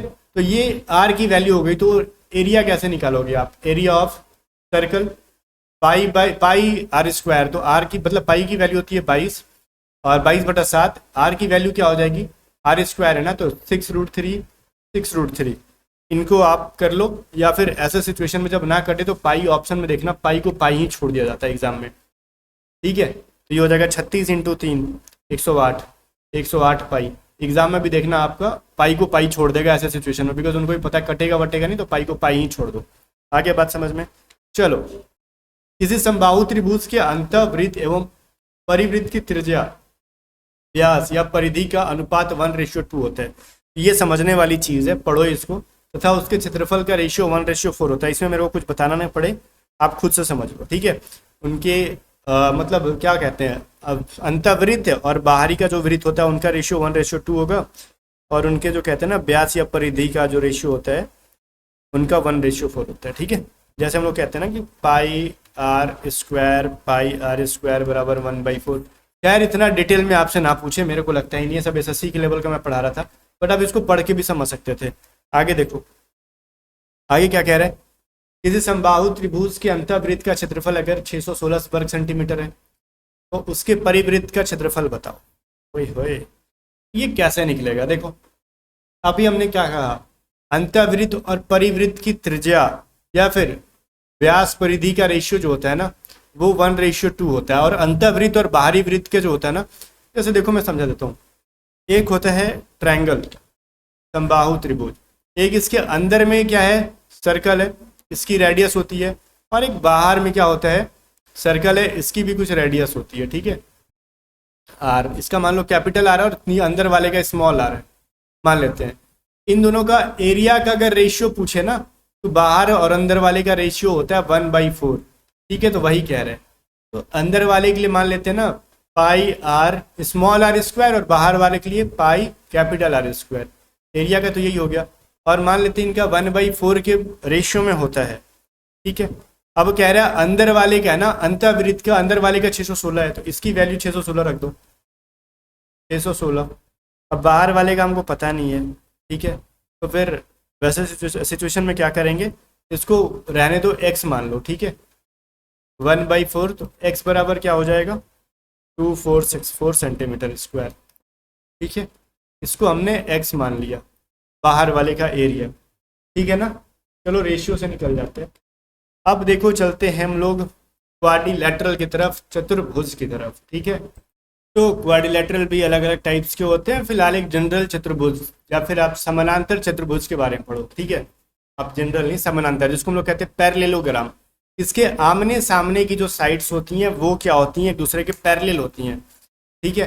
ये वाली ये दोनों पैरेलल होंगी, ये जो है इसकी पैरेलल होती है। तो ये चीज़ समझना। मान लेते हैं ये है ए, ये है बी, ये है सी और ये है डी। तो मान लो ए से ना बी सी पर ए क्या करते हैं, लंब डालते हैं हम लोग, ठीक है। ये हाइट 1 है और ए से एक डी सी पर हम लोग लंब डालते हैं, ये है H2। समझ में आ रहा है? तो ये इसकी वैल्यू मान लो ए है, इसकी वैल्यू मान लेते हैं हम लोग कुछ, ये भी ए हो जाएगा क्योंकि वो समानांतर भी होते हैं और बराबर भी होते हैं, दोनों आमने सामने की। अगर ऊपर वाला बी है तो नीचे वाला भी क्या हो जाएगा, बी। तो हमने बी साइड मतलब साइड पे भुजा पे एक H1 नाम का लंब डाला और ए भुजा पे हमने ए से H2 नाम का एक लंब डाला। तो इसका परिमिति क्या हो जाएगा, perimeter 2 into sum of adjacent sides. Adjacent side का मतलब ये दोनों सटे हुए भुजा, ठीक है। अब देखो ए बी और बी सी एक दूसरे के एडजेसेंट है, मतलब एक दूसरे से सटे हुए हैं, ठीक है। ए बी और इसी से सटा हुआ अगर ये है तो ये दोनों एक दूसरे के एडजेसेंट है, ये दोनों एक दूसरे के एडजेसेंट है, फिर ये दोनों भी एक दूसरे के एडजेसेंट है और ये दोनों भी एक दूसरे के एडजेसेंट है। मतलब आसन भुजाएं जिसपे एक दूसरे से सटे होते हैं, इन्हीं को कहा जाता है। बात समझ में आ रहा है? तो एरिया कैसे निकालोगे आप, तो 2 इंटू आसन भुजाओं का योग, 2 इंटू आसन भुजाओं का योग, बस और कुछ नहीं। कैसे निकालना मैं बता दूंगा आगे। एरिया क्या हो जाता है, परिमिति निकालते हैं हम लोग वैसे, ठीक है। एरिया क्या हो जाता है, आधार इंटू ऊंचाई, इनका बेस और इनका ये जो हमने ऊंचाई निकाला वो यहाँ से हम लोग क्या कर लेते हैं, एरिया निकालते हैं। क्वेश्चन करोगे ज़्यादा समझ में आएगा। मान लो ये क्या है ना, किसी समानांतर चतुर्भुज की आसन भुजाओं की लंबाई 36 सेंटीमीटर एवं 40 सेंटीमीटर है तथा छोटी भुजा पर डाले गए लंब की लंबाई 20 सेंटीमीटर। तो दूसरे भुजा पर डाले गए लंब की लंबाई बताओ, बात बताओ। मान लेते ये कोई समानांतर चतुर्भुज है, ठीक है, ये ABCD। तो मान लो कह रहा है छोटा जो भुजा है वो 36 है तो ये भी 36 होगा, अगर ये 40 है तो ये भी 40 होगा। क्लियर? तो कह रहे हैं छोटे भुजा पर डाले गए लंब की लंबाई जो है 20 है। तो ये जो छोटा भुजा कौन है, यही ना है, इस पे लंब डालोगे अगर आप ए से H1 की वैल्यू 20 है, H2 मान लो इस पे डालेंगे, हमको पता नहीं है H2 क्या है, तो H2 की वैल्यू हमको पता ही नहीं है, ठीक है। तो कहना कि दूसरे भुजा पर डाले गए H2 की लंबाई बताओ। H2 की लंबाई कैसे बताएंगे हम लोग, तो एक फार्मूला लिख लो आप लोग यहाँ पे, यहीं पे बताना था। एरिया बराबर क्या होता है, A1 इंटू H1 और ये बराबर होता है A2 इंटू या फिर B इंटू H2 के, ये बराबर होता है, ठीक है ना। यहाँ से हम लोग वही फार्मूला लगाएंगे एरिया का। एरिया बराबर होता है ना, या तो आप A1 इंटू A1 नहीं A इंटू H1 लिखो, ठीक है, या फिर एरिया बराबर ये भी होता है B इंटू H2 लिखो। एरिया का मतलब देखो, या तो आप ना A के साथ 40 के साथ H2 को मल्टीप्लाई कर दो या फिर 36 के साथ H1 को मल्टीप्लाई कर दो, आपका आंसर आ जाएगा। कुल मिला के यही कह रहा है। और एरिया दोनों का फार्मूला एक ही होता है, तो हम लोग क्या लिखते हैं, A into H1 into B into H2। तो यहाँ से ये फार्मूला निकल के जाता है। तो A की वैल्यू क्या है, A की वैल्यू 40 है और B की वैल्यू मान लेते हैं 36 है। तो मान लेते हैं A की वैल्यू अगर 40, तो A क्या है, बड़ा भुजा है, और बड़े भुजा पे डाले गए लंब की लंबाई हमको नहीं पता, तो H2 है ना ये, तो इसको 40 नहीं रख सकते हम लोग, इसको हमको 36 रखना पड़ेगा, ठीक है। और H1 की वैल्यू क्या दे रखी है आपको, 20, क्योंकि छोटे भुजा पे डाले गए लंब की लंबाई ना, छोटे भुजा पे डाले गए तो 36 छोटा है और छोटे पे डाले गई H1 की वैल्यू कितनी है, 20 है। अब B हमको पता है कि 40 है, लेकिन H2 की वैल्यू नहीं पता, तो यहाँ से निकाल लो। H2 बराबर हो जाएगा 18 सेंटीमीटर। आ गया बात समझ में ना? इस तरीके से आप आराम से निकाल सकते थे। कह रहा है अगर समानांतर भुजाओं का विकर्ण ज्ञात करना हो, तो देखो ये समानांतर चतुर्भुज है, ठीक है। अगर इन पे ना हम लोग को क्या करना है, डायगोनल देना है। मान लो A है, B है, C है एंड D है, इनसे एक डायगोनल दे रहे हैं और इस पे भी एक डायगोनल दे रहे हैं हम लोग, ये विकर्ण कहलाता है। ये मान लो D1 है तो ये D2 है, क्रॉस लाइन को कहते हैं, ठीक है। तो इसका फॉर्मूला क्या होता है भाई, मान लो ये अगर A होगा तो ये भी A होगा और ये B होगा तो ये भी B होगा। यार एयरफोर्स में तो अभी तक ये सब नहीं पूछा, लेकिन फिर भी मैं पढ़ा दे रहा हूँ। ये हो जाएगा D1 का होल स्क्वायर D2 का होल स्क्वायर बाई 2 बराबर होता है A स्क्वायर प्लस में B स्क्वायर। ये एक फार्मूला होता है जहाँ से हम विकर्ण को ज्ञात कर सकते हैं समानांतर चतुर्भुज के। अब जैसे इसको क्वेश्चन पे अप्लाई करके देखो, समझ में आएगा। एक क्वेश्चन है किसी समानांतर चतुर्भुज के दो आसन भुजाओं की लंबाई 18 सेंटीमीटर और 32 सेंटीमीटर है, मतलब वही कह रहा है 18 और 32। तो मान लो छोटा वाला 18 है, बड़ा वाला 32, तो ये भी 18 ये भी 32 कह रहा है ना। कि तो बताओ इसके एक विकर्ण की लंबाई अगर कह रहा है 32 है, 18 और 24 है ना, हमने 32 लिख दिया, 18 और 24 है, विकर्ण की लंबाई जो है ना डायगोनल की वो 32 है। ठीक है, अब एक की जो है ना ये 32 है अगर, तो ये दूसरे वाली D2 की वैल्यू बता दो। D2 की वैल्यू D1 बराबर 32 है, तो D2 बराबर क्या हो जाएगा, अभी आपने पढ़ा ना D1 प्लस D2, तो हो जाएगा 32 प्लस में D2/2। अब ए स्क्वायर मतलब 18 का स्क्वायर प्लस में 24 का स्क्वायर, ऐसे D2 निकाल लोगे आप। तो 32 प्लस में D2 बराबर 18 का स्क्वायर क्या होता है वो चीज़ लिखो 324, 24 का स्क्वायर क्या होता है 576, इनको फिर आपको 2 से मल्टीप्लाई करना पड़ेगा। ठीक है, चलो ये थोड़ा सा खतरनाक हो रहा है। 32 प्लस D2 बराबर कितना होगा, 6 4 10, 8 9 1 10, 5 3 8 और 1 9, मतलब 900 इंटू 2, मतलब हो जाएगा कितना आपका। भाई ये तो ज़्यादा खतरनाक नहीं हो रहा है, मेरे को तो लग रहा है कि खतरनाक हो रहा है, बट हमने गलत भी तो काम किया है ना। हमारा इधर भी स्क्वायर होता है, देखो यहाँ पे D1 D2 पे भी स्क्वायर है, तो इस पे स्क्वायर हमने चढ़ाया नहीं। भाई मैं कहूँ कि इतना खतरनाक आंसर कैसे आ रहा है। तो 32 का डायरेक्टली हम लोग स्क्वायर करके यहाँ पे लिख देते हैं, ये D2 का स्क्वायर होगा, 32 का स्क्वायर करके लिख लो आप 1024। तो D2 का होल स्क्वायर बराबर क्या हो जाएगा 1800 माइनस 1024। ठीक है, तो D2 बराबर क्या हो जाएगा रूट अंडर 1000, 1800 को 1024 में घटाओगे तो कितना हो जाएगा, घटा के देखो 776 आना चाहिए मेरे हिसाब से। 776 हाँ आ जा रहा है ना। तो D2 की वैल्यू अंडर रूट 776 आ गया, उसको मैं बाहर नहीं निकालने वाला, बिकॉज मेरे को नहीं लगता कि इतना खतरनाक क्वेश्चन आपको देगा एग्जाम में, ये कुछ ज़्यादा हेवी ड्राइवर वाला काम है ना। चलो फिर अगला देखते हैं, अगला क्या है। अब हम लोग रोम्बस पे करते हैं। देखो एक चीज़ मैं बता रहा हूँ, एग्जाम में जाने से पहले मेंस्ट्रुएशन में अगर इंटरेस्ट ना हो ना, तो आप 2 3 चीज़ों पे ज़्यादा फोकस करना, ये चतुर्भुज साफ छोड़ देना मैं कहूँगा। चतुर्भुज के अंदर 2 3 चीज़ें पढ़ लेना बस, आयत पे पढ़ लेना और वर्ग पे पढ़ लेना बस चतुर्भुज के अंदर, बाकी ट्रायंगल पूरा पढ़ लेना, सर्कल पूरा पढ़ लेना। ठीक है, 2D फिगर्स के बारे में मैं कहूँ एरिया वाले में तो कम से कम इतना, बाकी जो है ना ये शुरू मैंने बताया समानांतर रोम्बस ये सभी चीज़ों को स्किप भी कर दोगे चलेगा। ठीक है, बट टाइम अगर बाद में कभी रहा तो आप पढ़ लेना जरूर, क्योंकि आगे जाके फिर एसएससी वगैरह एग्जाम में पूछे ही जाते हैं। बहुत सारे लोग ऐसे टाइम पे भी कोर्स खरीदते हैं कि एग्जाम में 4 दिन बचे कोर्स खरीद लो, वैसे में सिचुएशन में प्रॉब्लम आ सकता है। ठीक है, चलो रोम्बस, रोम्बस क्या सीन है भाई, समचतुर्भुज मतलब चारों भुजाएं इसके बराबर होने वाले, अगर ये ए है तो ये भी ए होगा, ये भी ए होगा और ये भी ए होगा। मान लो ये angle A B C D है ना, अगर तो एक दूसरे के जो विकर्ण जहाँ पे एक दूसरे को बाइसेक्ट कट करेंगे ना, जहाँ पे ये 90 डिग्री का एंगल बना देंगे। ठीक है, जहाँ पे कट करेंगे एक दूसरे के साथ 90 डिग्री का एंगल बना देंगे ये। ठीक है, कह रहा प्रत्येक भुजा समान होता है लेकिन प्रत्येक को 90 डिग्री नहीं, ये जो इनके बीच का एंगल है वो 90 डिग्री नहीं, जो प्रत्येक जो डायगोनल होता है वो कट के 90 डिग्री करेगा। ये जो बी है उसकी वैल्यू 90 डिग्री नहीं है, इतना समझ लो। और विकर्ण जो एक दूसरे को समकोण पर समद्विभाजित करेंगे, मतलब समकोण मतलब 90 डिग्री पे समद्विभाजित करेंगे, ये कहा जा रहा है। ठीक है, आगे देखो, अब जो ये है ना क्या कहते हैं इसको, समचतुर्भुज रोम्बस, इसके बारे में कुछ चीज़ें और जाननी है। मान लो ये ए है, बी है, सी एंड डी है। ठीक है, ये सभी चीज़ें तो हम जान गए, बेसिक सी चीज़, बट इसका डायगोनल भी होता है। ये सारे ए हैं अगर, तो इनका डायगोनल भी तो आएगा ना। ये कौन सा डायगोनल अभी जो हमने जाना जो एक दूसरे को कट करते हैं, तो मान लो ये D1 है तो ये D2 हो जाएगा।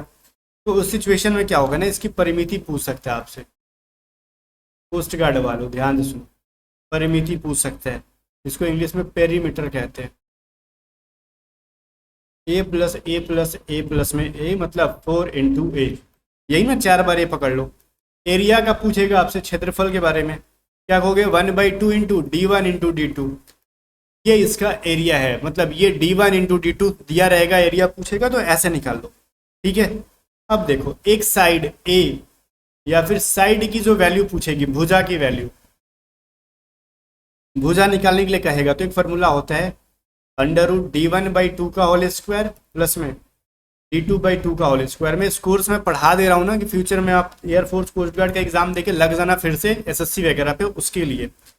या फिर एक और फॉर्मूला होता है इसका, ठीक है, ए स्क्वायर बराबर d1/2 का होल स्क्वायर प्लस में d2/2 का होल स्क्वायर।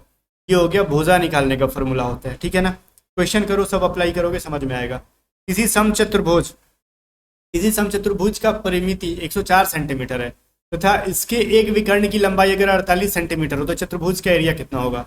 परिमिति दे रखा, परिमिति क्या होता है, 4a की वैल्यू क्या है 104, ए की वैल्यू क्या हो जाएगी 26। क्लियर है।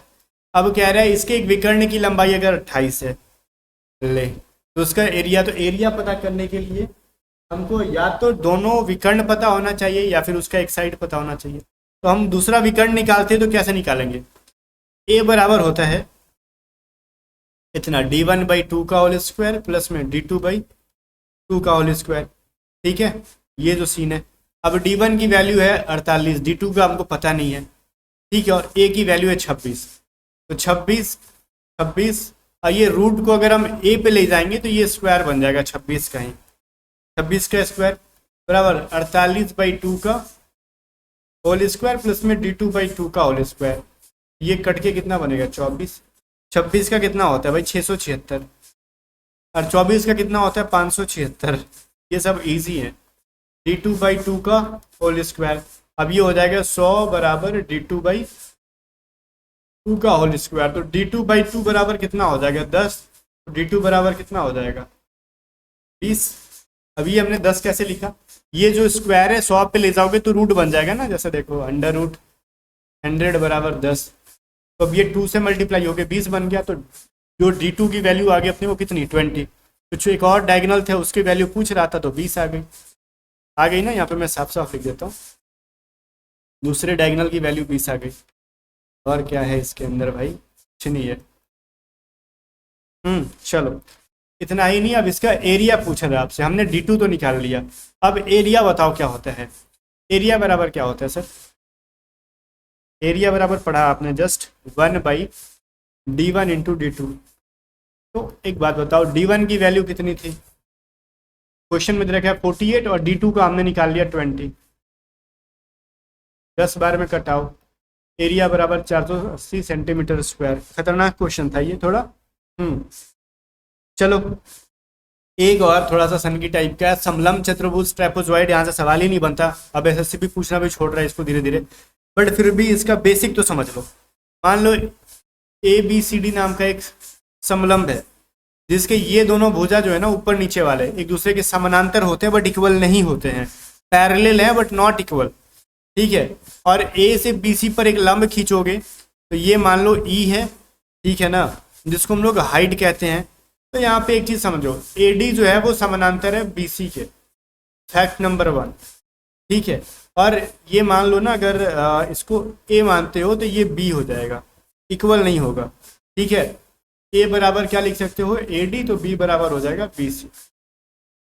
एरिया का फॉर्मूला खाली जान लो, यहाँ से कुछ नहीं पूछने वाला, 1/2h इंटू A प्लस में B होता है इसका ट्रेपेजॉइड का, ठीक है।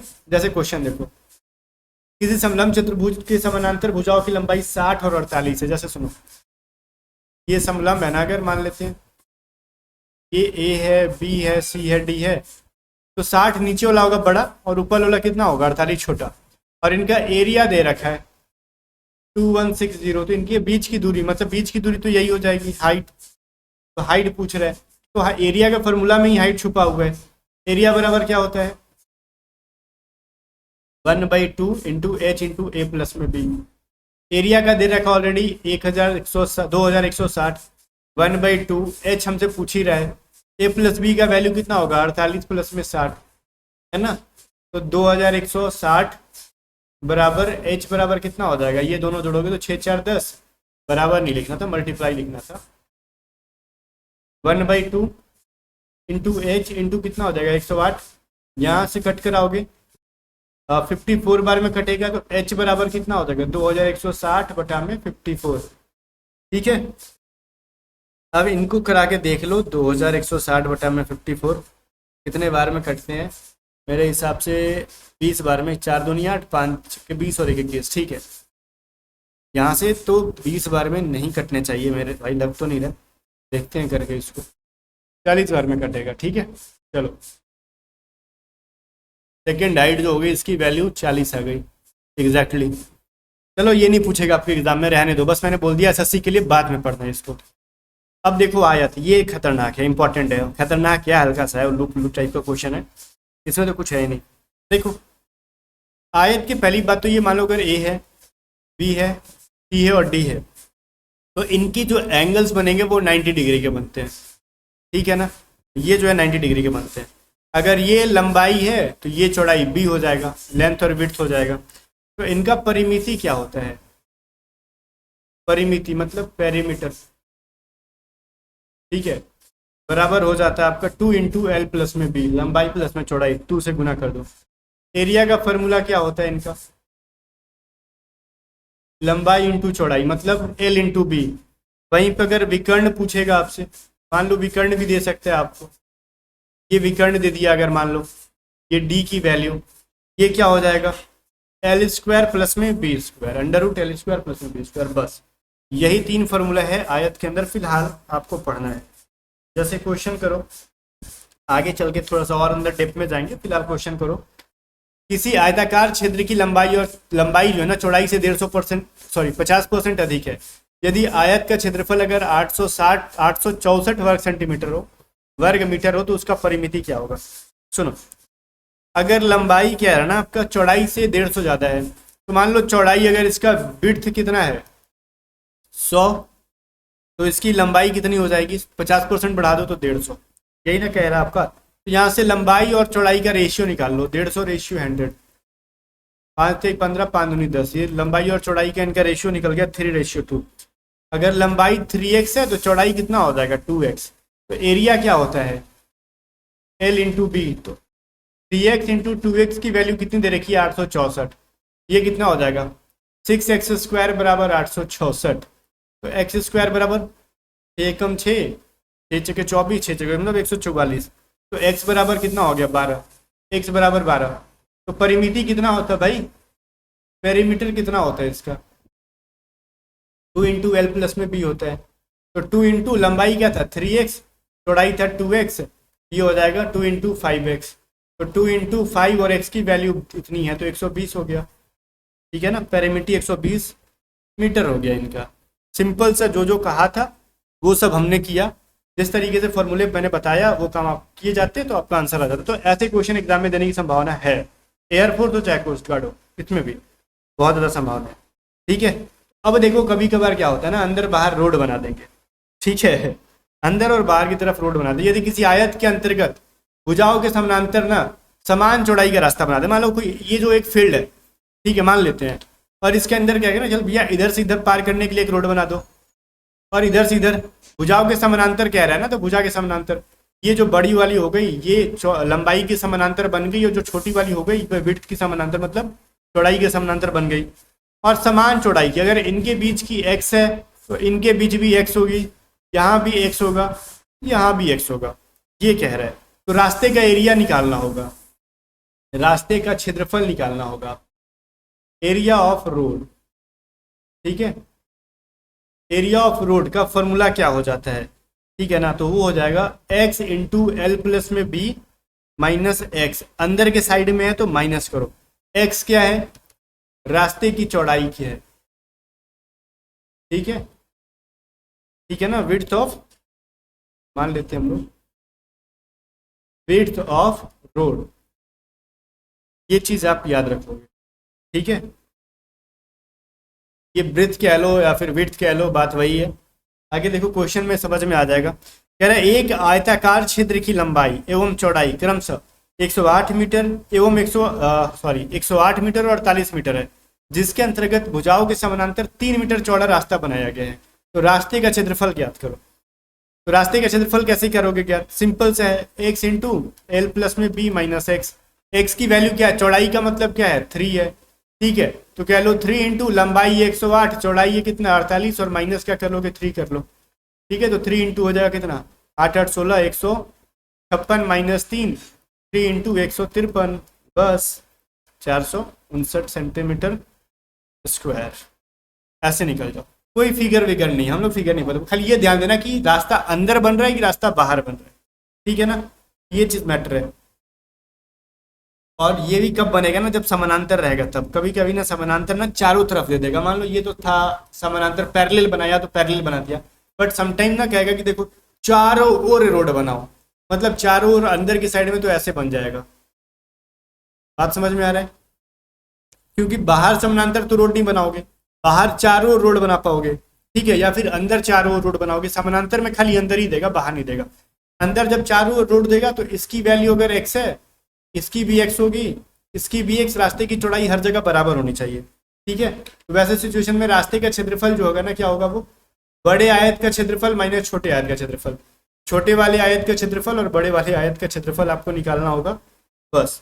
और वहीं पे या फिर आप इसका एक फॉर्मूला लिख दो, 2x इंटू एल प्लस में b माइनस 2x, ये इसका शॉर्टकट है, ठीक है। जब चारों ओर कहेगा रोड तो ये x को हम लोग 2x बना देंगे, अंदर की साइड कहेगा तो, और यही कहेगा कि बाहर की साइड बनाओ, बाहर की साइड बनाओ, x चौड़ाई का कोई रोड बनाओ। तो फिर क्या करोगे, रास्ते का क्षेत्रफल क्या करोगे, कुछ नहीं करना, वही फॉर्मूला है 2x इंटू एल प्लस में b, लेकिन प्लस करो अभी, क्योंकि हम लोग रोड फील्ड को चौड़ा कर दिया ना पहले से, तो प्लस कर दिया हमने, प्लस 2x करो ना कि x, ठीक है, अंदर 2x हो गई। ओके, चलो क्वेश्चन देखो, समझ में आ जाएगा। कह रहा है ना आपसे कि बताओ, एक आयताकार छिद्र की परिमिति 128 मीटर है, जिसके अंतर्गत भुजाओं के चारों ओर 2 मीटर चौड़ा रास्ता बनाया गया, तो रास्ते का क्षेत्रफल बताओ। देखो एक बात मैं पूछ रहा हूँ आपसे, रास्ते के अंदर चारों ओर क्या है ना, तो परिमिति क्या होता है, परिमिति दे रखा आपको 128, पेरीमीटर का वैल्यू दे रखा आपको, तो होता है ना 2 इंटू एल प्लस में बी, जिसकी वैल्यू है 128, तो एल प्लस बी कितना हो जाएगा मेरे को ये बताओ, 64। और रास्ते का क्षेत्रफल क्या होता है, अंदर के साइड में रहेगा तो 2 इंटू एल प्लस में B minus 2x, area of road, ठीक है। यहाँ पे एरिया ऑफ रोड इंग्लिश लिख देता हूँ इसका मैं, एरिया ऑफ रोड। अब सोचने का क्षमता बढ़ाओ, हमने यहाँ पे एल प्लस बी की वैल्यू देखो यहाँ पे निकाली थी, यहाँ पे तो यहाँ पे, अब एल प्लस बी ऑलरेडी यहाँ पे है, तो इनकी वैल्यू रख दो ना, कुछ नहीं है, कुछ है क्या इसके अंदर, नहीं। और पूछ रहा 2 मीटर चौड़ा बना है तो रास्ते का क्षेत्रफल निकाल लो, तो रोड की चौड़ाई है 2, तो 2 इंटू 2, एल प्लस बी की वैल्यू है 64 माइनस 2 इंटू 2, तो 4 इंटू 64 माइनस 4, मतलब 4 इंटू 7, 240 मीटर स्क्वायर, मीटर में ही है ना, मीटर स्क्वायर। तो रास्ते का क्षेत्रफल निकालने का ऐसे हम लोग निकाल पाएंगे इजिली। और यही कहता है कि बाहर की तरफ बनाए होते तब, तो बाहर की तरफ भी बनाए होते तो वही था, पेरीमीटर आपका था ना, तो वहां से हमने एल प्लस बी की वैल्यू कितनी निकाली थी, सेम क्वेश्चन है, 64 निकाली थी। अब बाहर के साइड कहेगा तो क्या करोगे आप, 2x इंटू एल प्लस में बी प्लस में 2x कर दो, तो 2 इंटू 4, लंबाई चौड़ाई कितना निकाला था हमने, 64 प्लस में 4, 2 इंटू 2 था ना ये, 4 इंटू 68, तो वैल्यू चेंज हो जाएगा 272 मीटर स्क्वायर, बस, ठीक है। तो आई होप आप समझ गए होगे आयत का खेल। अब आ जाओ बड़े के ऊपर, स्क्वायर के ऊपर आ जाओ। स्क्वायर के अंदर क्या कह रहा है, तो स्क्वायर को ख़त्म करते हैं उस, क्योंकि स्क्वायर के बाद फिर जो सर्कल होगा उसको अलग पार्ट में पढ़ेंगे, ठीक है। देखो स्क्वायर में क्या है ना, ए बी सी डी मान लो एक स्क्वायर है, वर्ग है, चारों भुजाएं बराबर हैं, पहली बात, और इनके बीच का जो एंगल होगा वो 90 डिग्री का बनेगा, ठीक है। अब इसकी परिमिति निकालना हो तो कैसे निकालोगे आप, पेरीमीटर निकालना होगा, तो आप 4 बार ए को जोड़ोगे, इससे बढ़िया कि 4 इंटू ए कह दोगे। बात समझ में आ रहा है। इनका एरिया निकालना हो, आप लंबाई चौड़ाई करने से अच्छा है कि ए स्क्वायर कर दो, ठीक है। या फिर इसका एरिया एक और फार्मूला होता है, एरिया का 2 फार्मूला होता है, ठीक है, काम आ जाएगा 1/2 इंटू डी स्क्वायर, जब डायगोनल दिया रहेगा तब, मतलब ये डी का वैल्यू अगर दे रखा है तब, तो डी का स्क्वायर कर दोगे, ठीक है ना। अगर विकर्ण निकालना हुआ इसका, कभी कभार एरिया वेरिया दे रखेगा, कहेगा विकर्ण बता भाई क्या हो जाएगा इसका, ज़्यादातर देता है यही, स्क्वायर से बहुत क्वेश्चन पूछता है। √2 × a, तो ये जो हो गया सीन, ठीक है ना। आगे देख, जैसे क्वेश्चन है एक वर्गाकार क्षेत्र की परिमाप 148 मीटर है, तो इसके क्षेत्रफल कितना हो जाएगा। एक वर्गाकार क्षेत्र की परिमाप 148 मीटर है, ठीक है, क्या दिक्कत है। और ए की वैल्यू है 148, तो ए की वैल्यू कितनी हो जाएगी 37। एरिया कह रहा है कितना हो जाएगा, ए स्क्वायर होता है, 37 का स्क्वायर कर देंगे 1369 आ जाएगा। सेंटीमीटर है, मीटर है, तो मीटर स्क्वायर कर दो, 1369 मीटर स्क्वायर। क्लियर है। चलो सेकंड क्वेश्चन करो। एक व्यक्ति किसी वर्गाकार क्षेत्र को विकर्ण के साथ पार करने में 12 किलोमीटर पर आवर की स्पीड से 10 मिनट रुकता है। 10 मिनट का समय लगता है, ठीक है।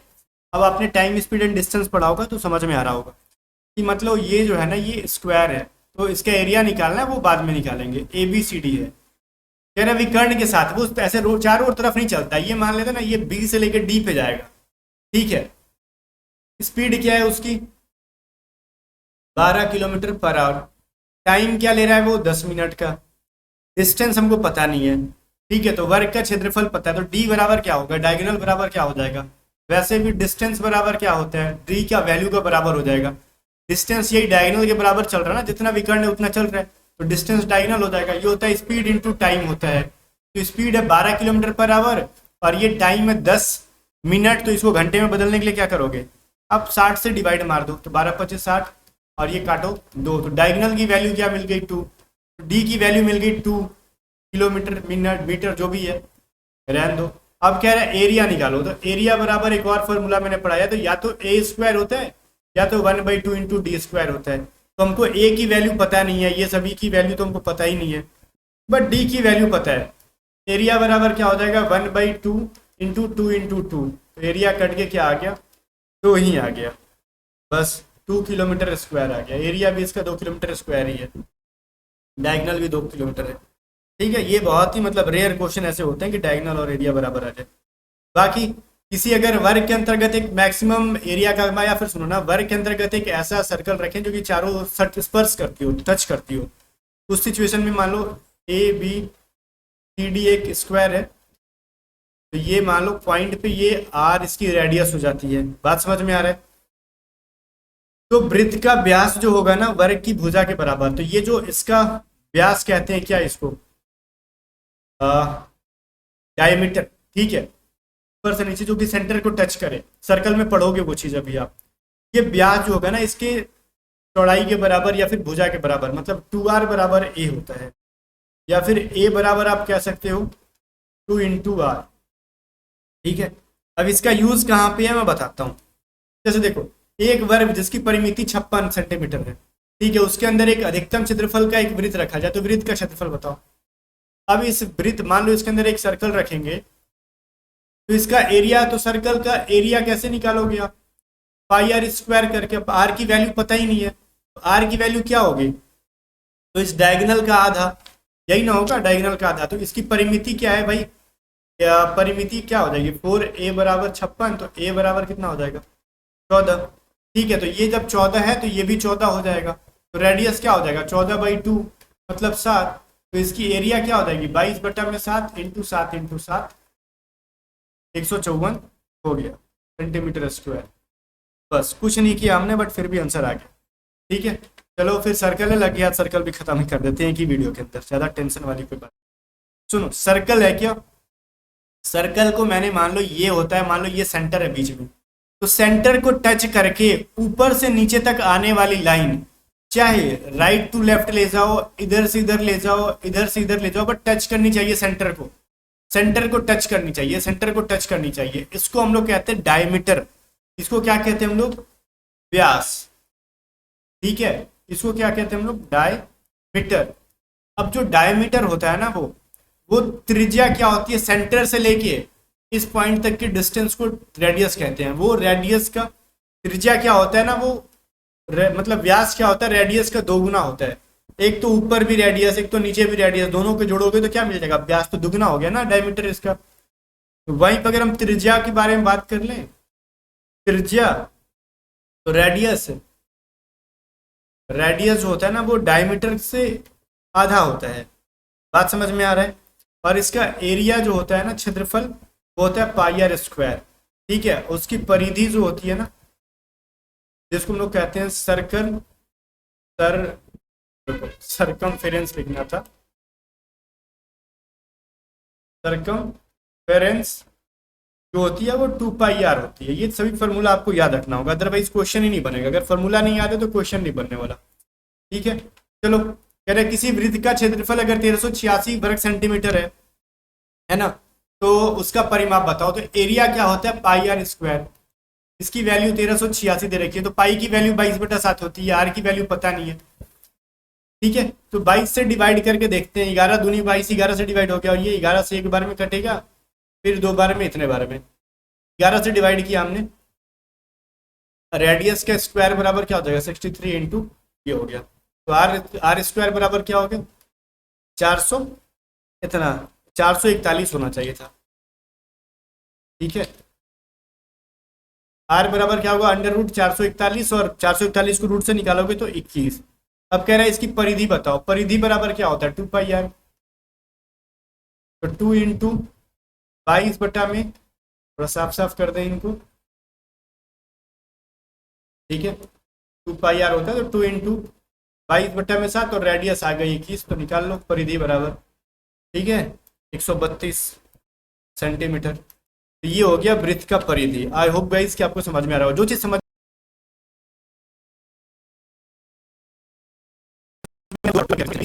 में आएगा।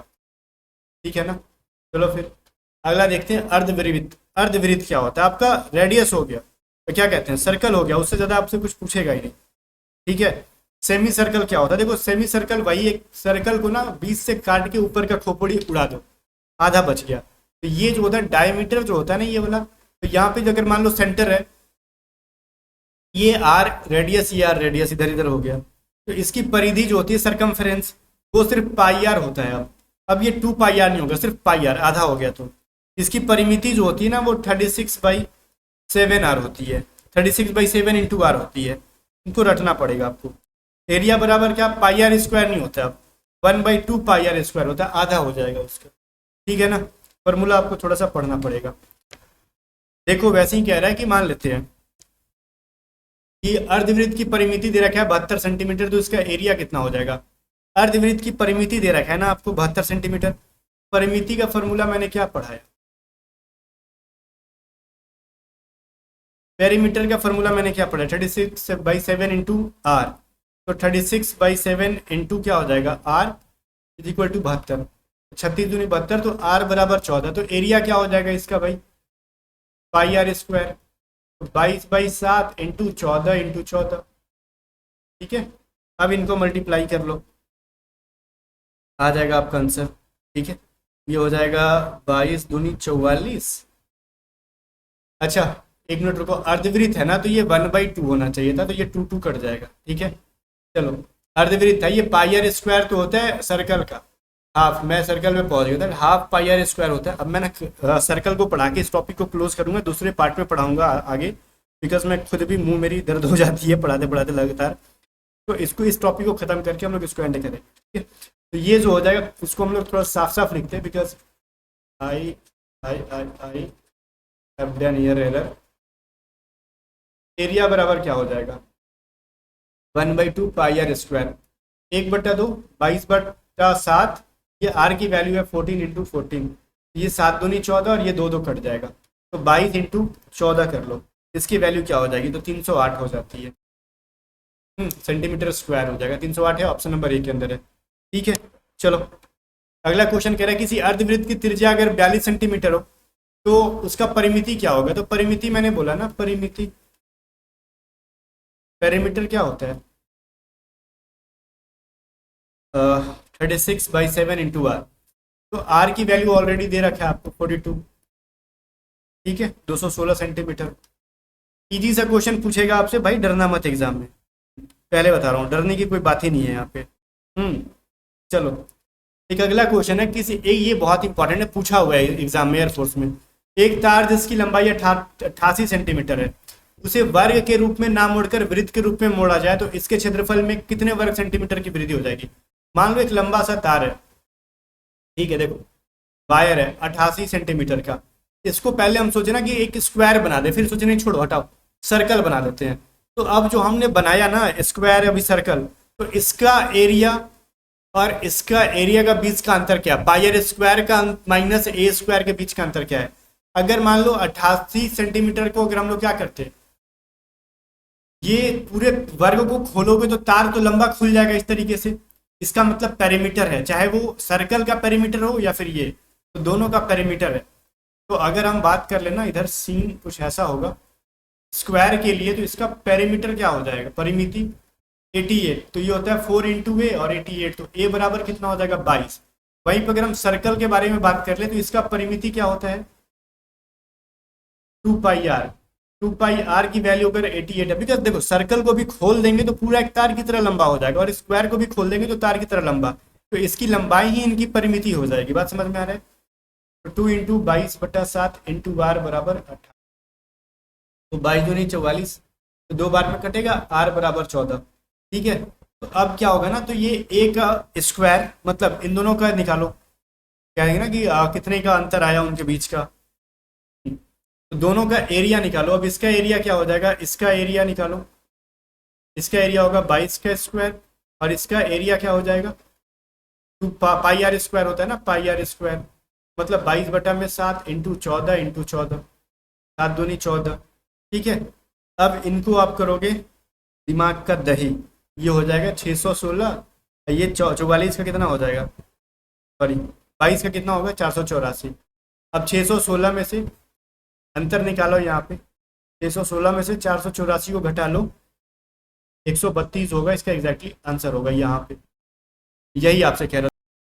गाइस मेंसुरेशन में हमने जो है 2D पढ़ लिया, 2D कहने का मतलब एरिया वाला पढ़ लिया। यहाँ से हमने अब देखो क्या था ना, ट्रायंगल रेक्टेंगल ये सभी चीज़ें पढ़ ली हमने, स्क्वायर पढ़ लिया हमने, ये सभी चीज़ जो भी चीज़ें थी ना वो पढ़ लिया। 2D के अंदर जो चीज़ें आती है, अब 3D के अंदर जो आती है वो पढ़ेंगे। 3D इन द सेंस की क्यूब, क्यूबॉइड और स्फीयर, हेमिस्फीयर, ये सभी जो चीज़ें यहाँ से सवाल बनते हैं उनको मैं आपको पढ़ा देता हूँ। ठीक है, चलो फिर विदाउट वेस्टिंग टाइम इसको स्टार्ट कर लेते हैं।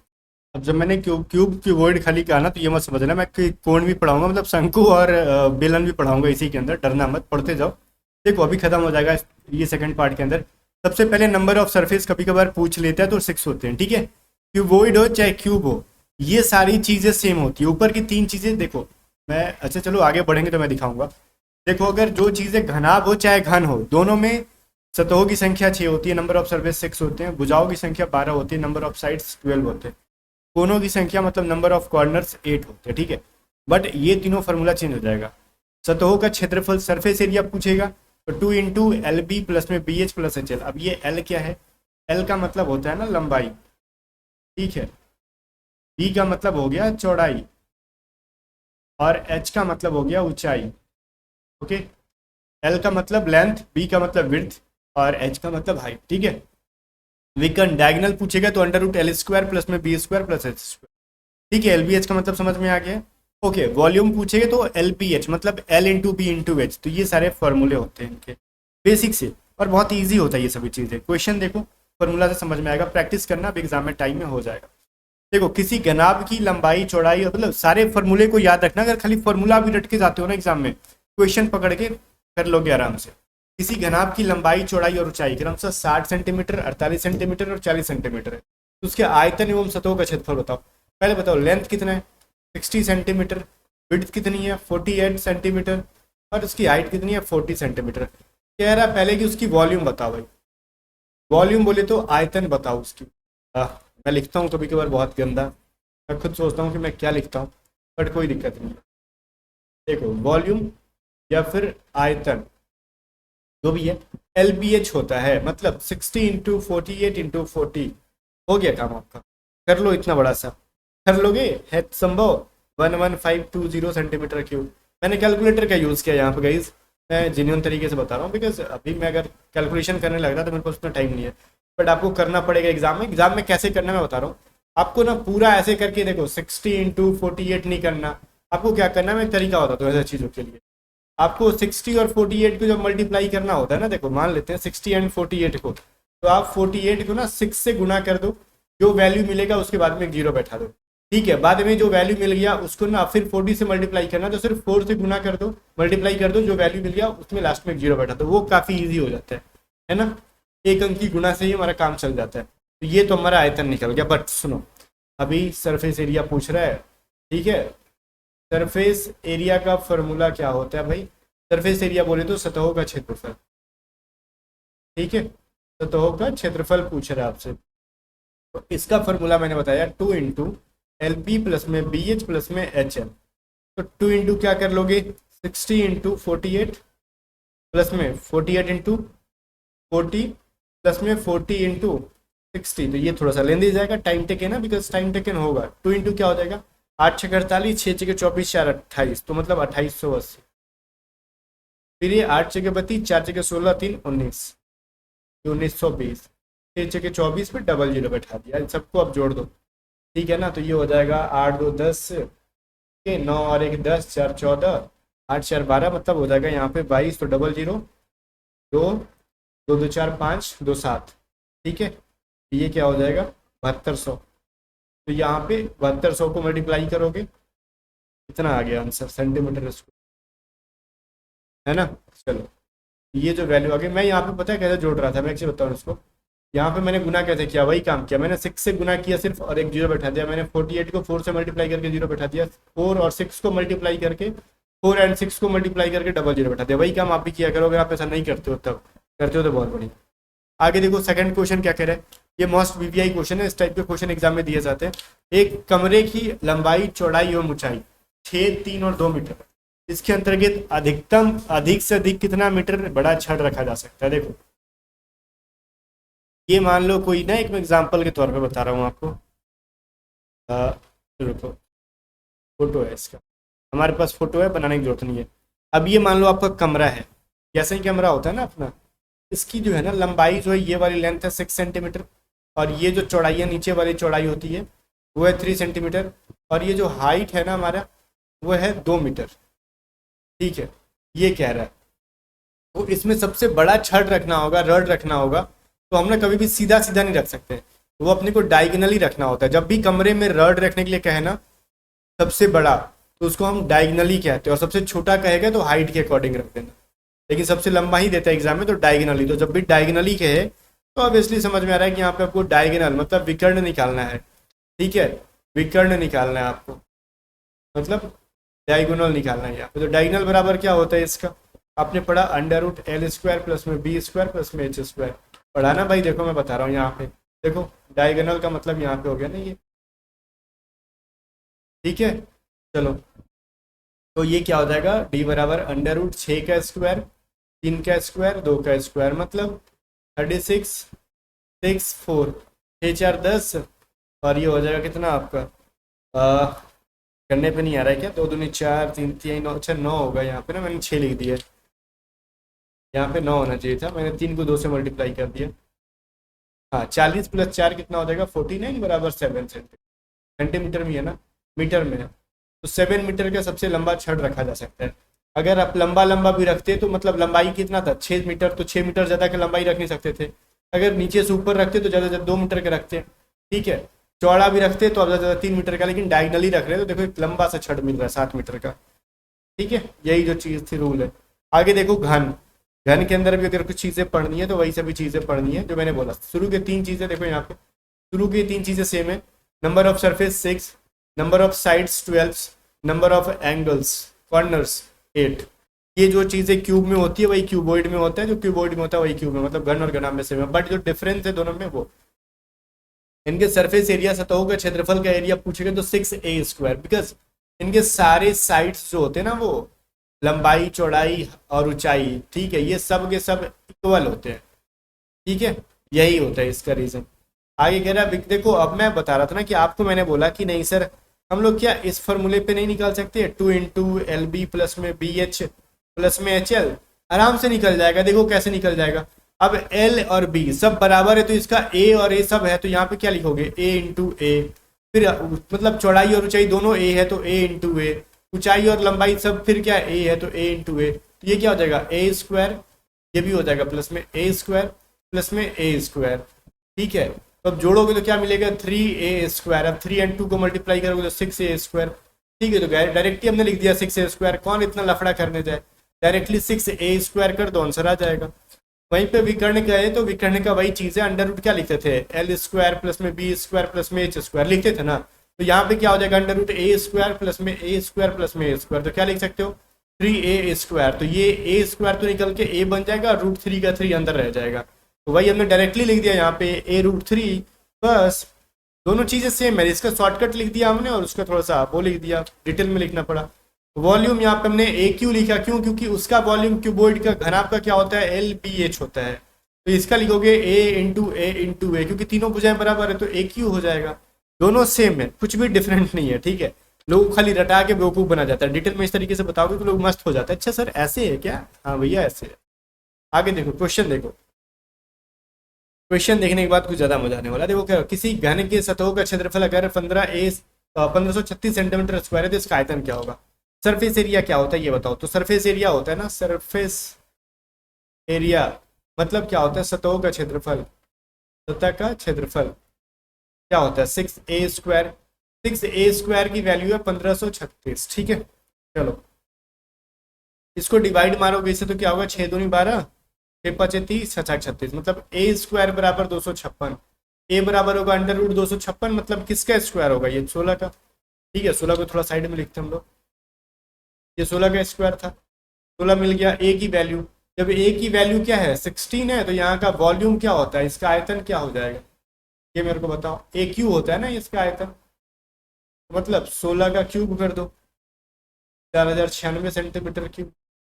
यही तो है बेसिक सा, और कुछ नहीं है। बट जो पूछा जाता है ना, आप देखो यहाँ पे ये क्वेश्चन बहुत भी आई है, किसी तीन घनों की भुजाओं की लंबाई क्रमशः 6 सेंटीमीटर, 8 सेंटीमीटर तो 10 सेंटीमीटर ऐसे पिघलाकर एक बड़ा घन बनाया जाता है। तो इसके भुजा की लंबाई बताओ। जब भी कोई देखो कोई चीज, तीन चीजों को पिघलाकर एक बड़े शेप में बदला जाए ना, तो समझना वहां पे वॉल्यूम, आयतन की तुलना की जा रही है। मतलब देखो सबसे जो बड़ा वाला पार्ट होगा, बड़ा वाला जो बनने वाला नया बनेगा बड़ा भाग, उसका वॉल्यूम मतलब उसका आयतन, अच्छा से लिखते हैं। ठीक है, बड़ा भाग जो बनेगा या फिर लार्जेस्ट पार्ट बनेगा, तो उसका वॉल्यूम जो होगा ना, आयतन जो होगा ना, आयतन क्या होगा, बाकी के छोटे छोटे जो है ना, छोटे छोटे जो पार्ट्स होते हैं, छोटे छोटे जो पार्ट्स हैं उनके आयतन के बराबर है। वॉल्यूम प्लस में छोटे वाले का वॉल्यूम प्लस में छोटे वाले का वॉल्यूम, ये बराबर होता है। कैसे सर, देखो अगर मान लो मेरे को ना छोटे छोटे 3 डब्बे हैं, मान लो ये लोहे के हैं, इन सबको मिला के पिघला देंगे तो सबकी तो जो क्वांटिटी है मिक्स हो जाएगी, तो ये एक बड़ा डब्बा बन जाएगा। तो इसकी वॉल्यूम जो मिलके बनती है, क्या आयतन मिलके एक बड़ा बन जाता है, इसीलिए इसको हम लोग कहते हैं। तो हमेशा किस चीज से आप तुलना करोगे, उनकी वॉल्यूम से। तो वॉल्यूम बराबर क्या हो जाएगा, V1 प्लस में V2 प्लस में V3। अब हमने ये V2 V1 क्या रखा, पहले वाले का वॉल्यूम, दूसरे वाले का वॉल्यूम, तीसरे वाले का। हो सकता है देखो क्यूबॉइड का अगर रहेगा तो उसका वॉल्यूम LBH हो जाएगा। ठीक है, अगर वर्ग क्या कहते हैं क्यूब का रहेगा तो AQ हो जाएगा। तो जैसे बड़े वाले का वॉल्यूम क्या बनेगा, 6 क्यूब, सेकंड 8 क्यूब प्लस में 10 क्यूब। ये 6 का क्यूब होगा 216, 8 का क्यूब होता है 512 और 10 का तो 1000 होता ही है। इन सबको जोड़ दो 1728 सेंटीमीटर क्यूब हो जाएगा। ठीक है, तो अब कह रहे हो, तो ये जो है ना, कह रहा है कि देखो तो बड़ा घन बनाया जाता है, तो ये तो उसकी वॉल्यूम हो गई। ठीक है, बड़े घन का वॉल्यूम हो गया, ये क्या आंसर होगा, नहीं।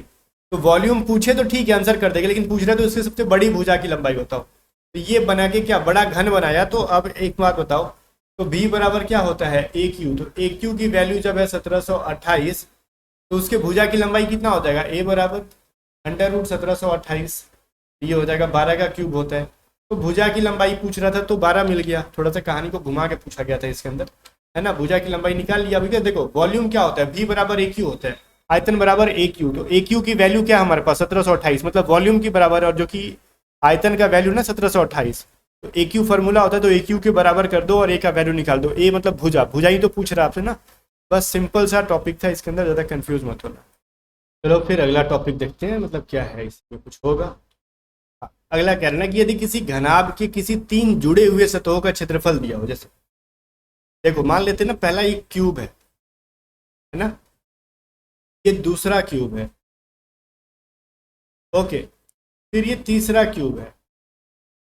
अब इन दोनों तीनों को कहा जाए ना कि जोड़ जोड़, पकड़ के जोड़ इसको, ठीक है, तीनों को जोड़ो, पकड़ के जोड़ दो, तो अब जाके इसका नया वॉल्यूम क्या होगा ये बताओ। अगर तीन अलग अलग क्यूब को पकड़ के हम सटा देंगे दूसरे में, तो नया क्यूब क्या होगा, तो आयतन क्या मतलब नया क्यूब का जो वो होगा ना, मतलब क्यूबॉइड बन जाएगा ये तो, ठीक है। क्यूब हो या फिर क्यूबॉइड हो, कुछ भी कहेगा, तो ये फॉर्मूला आप यूज करोगे, वॉल्यूम बराबर product of the area of three joint surface, तीन जुड़े हुए सतहों का क्षेत्रफल, ओके। तो बस ये फॉर्मूला यूज करेंगे और मैं बता रहा हूँ कैसे करेंगे। जैसे क्वेश्चन है, किसी घनाभ के तीन जुड़े हुए सतहों का क्षेत्रफल 432 सेंटीमीटर स्क्वायर, 288 सेंटीमीटर स्क्वायर और 216 सेंटीमीटर स्क्वायर है, तो उसका आयतन ज्ञात करो। तो वॉल्यूम बराबर क्या मैंने बोला, अंडर रूट 432 288 216, जिसकी औकात है वो सॉल्व कर ले इस क्वेश्चन को, बाकी मेरी नहीं है, ठीक है। देखो इसको भी कर लेंगे हम लोग कैसे इजीली, 432 को तोड़ो, 432 को तोड़ोगे ना तो देखो 2 से डिवाइड मारेंगे तो 216 बार में कटेगा, और ये 216 इंटू 2 लिख सकते हैं इसको लोग। अब 288 को क्या लिख सकते हो, 144 इंटू 2। अब ये 216 को छोड़ दो, अब 216 को अगर छोड़ भी देते हम लोग तो चलो ठीक है, यहाँ पे 216 216 दो बार आ गए हैं तो 216 एक बार निकल जाएगा, ये 2 एंड 2 दो बार आया है तो एक बार 2 निकल जाएगा, और 144 को बाहर निकालोगे तो क्या मिलेगा 12, बस सिंपल। अब इनको मल्टीप्लाई कर दो आप लोग, 5184 सेंटीमीटर क्यूब आएगा। ये देखो ध्यान रखना, वॉल्यूम जब भी आएगा ना, वॉल्यूम तो क्यूब में आता है, एरिया बोलेगा तो ये स्क्वायर में होता है, तो ये चीज़ ज़रा ध्यान दिया करो, है ना, छोटी छोटी बातों पे, अदरवाइज आप पढ़ लिख के भी अनपढ़ जैसा बिहेव करने लगोगे। एरिया पे क्यूब चढ़ा दोगे, वॉल्यूम पे स्क्वायर चढ़ा दोगे तो काम गड़बड़ हो जाएगा। देखो जैसे यहाँ पे एरिया था ना इस क्वेश्चन में देखो एरिया है तो देखो सब पे स्क्वायर चढ़ाया, अब हमने वॉल्यूम निकाला तो हमने क्यूब चढ़ाया, ठीक है। आगे देखते हैं।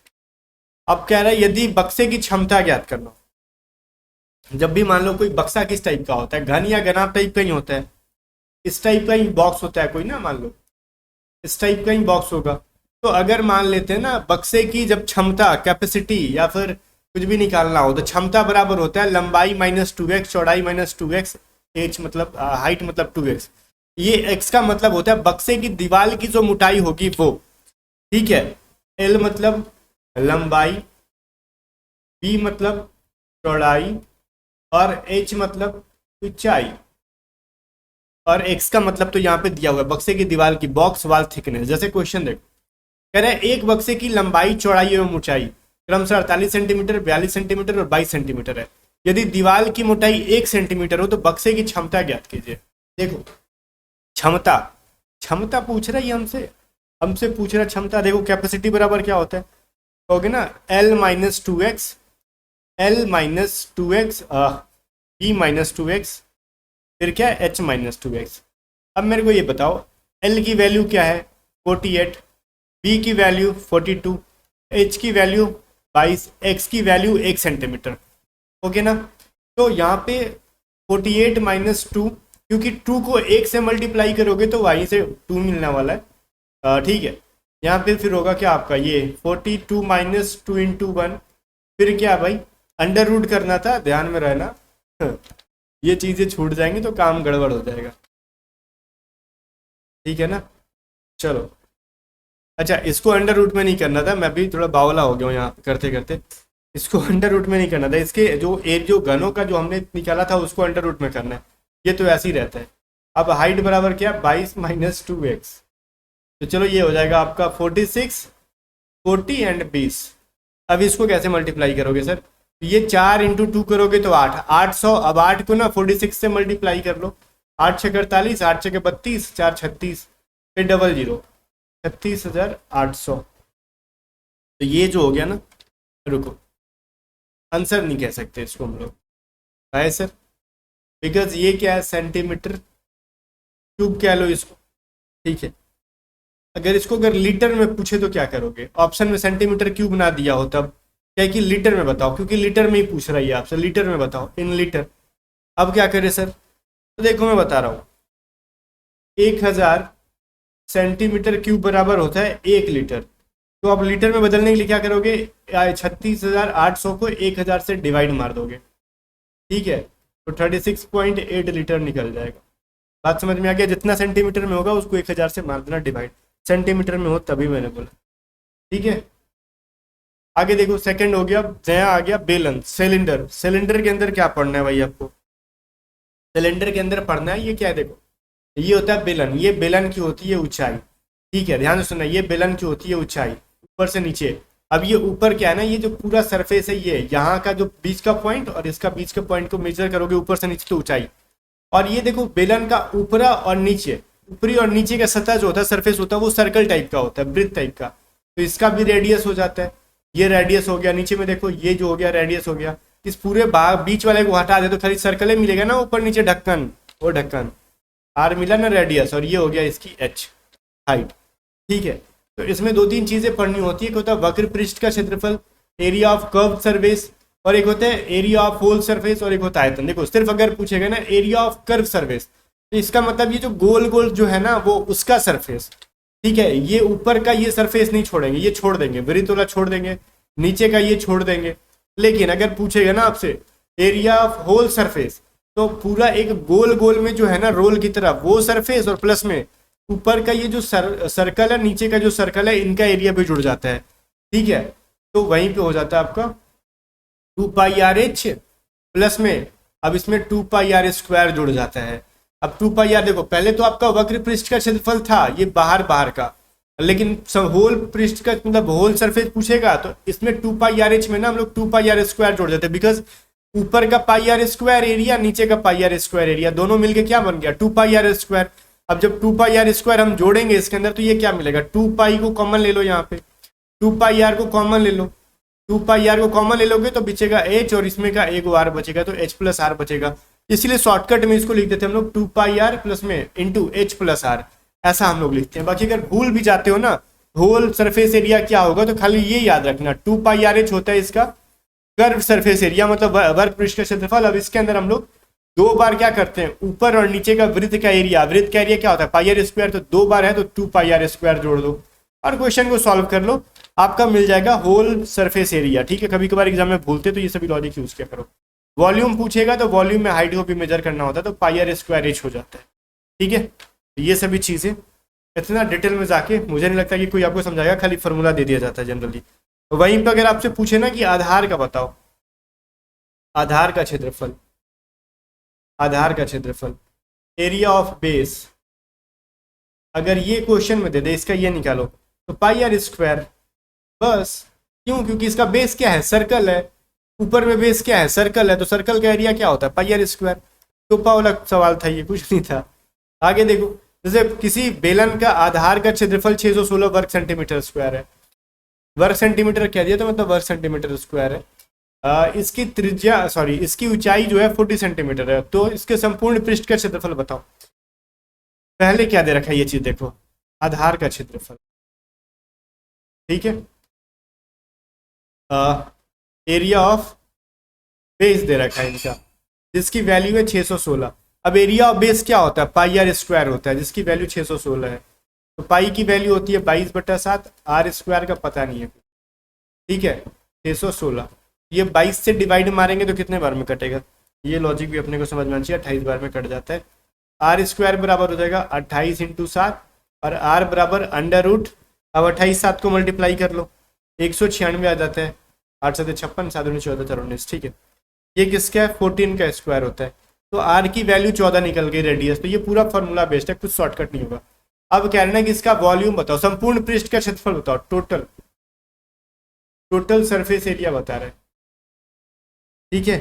टोटल सरफेस एरिया यहाँ पे, ठीक है, टोटल सरफेस एरिया या फिर होल सरफेस एरिया पूछेगा आपसे। तो मैंने क्या इसका फॉर्मूला बताया, 2πr में क्या करोगे, 2πr में क्या करना है आपको, अरे मैं फिर ये डायरेक्टली याद रखो ना, 2πr × h+r, ठीक है, जो मैंने बोला यहाँ पे 2πr × h+r। 2πrh में आपको मैंने बोला था प्लस करने के लिए 2πr², ठीक है। बार बार बोलते बोलते जी लटपट आ जाता है, तो आप इसको लिखोगे 2πr × h+r। r की वैल्यू मिल गई है 14 और हाइट हमारे पास पता है क्वेश्चन में कि 40 है। 14 है इसकी त्रिज्या और 40 है क्या इसका वो हाइट, ऊंचाई। तो 2 × 22/7, r की वैल्यू 14 है, एच का वैल्यू 40 है, फिर 14 जोड़ दो, 7 दूनी 14, 22 दूनी 44, दुनिया 88, और इनको मल्टीप्लाई करोगे 54। इनको मल्टीप्लाई करके अब देख लो क्या आंसर आता है आपका। ठीक है, तो हो जाएगा 4752 सेंटीमीटर स्क्वायर। मैंने कैलकुलेटर का इस्तेमाल कर लिया है ना। चलो, ये जो लॉजिक था थोड़ा सा ऐसे था। आगे देखते हैं, अगला क्वेश्चन है, किसी बेलन के संपूर्ण पृष्ठ का क्षेत्रफल एवं वक्र पृष्ठ के क्षेत्रफल का रेशियो 3:2 है। तो इसके बेलन के आधार की त्रिज्या अगर 14 है तो इसका आयतन बताओ क्या है। अब पहली बात तो जो दे रखा है ना, सरफेस एरिया टोटल, ठीक है, टोटल सरफेस एरिया, साथ में कर्व सरफेस एरिया, कर्व का जो एरिया है, इनका रेशियो 3:2 दे रखा है। तो इनका फॉर्मूला क्या होता है, 2πr इंटू एच प्लस में आर, और कर्व का क्या होता है 2πrh, जिसकी वैल्यू है आपको कितना 3/2।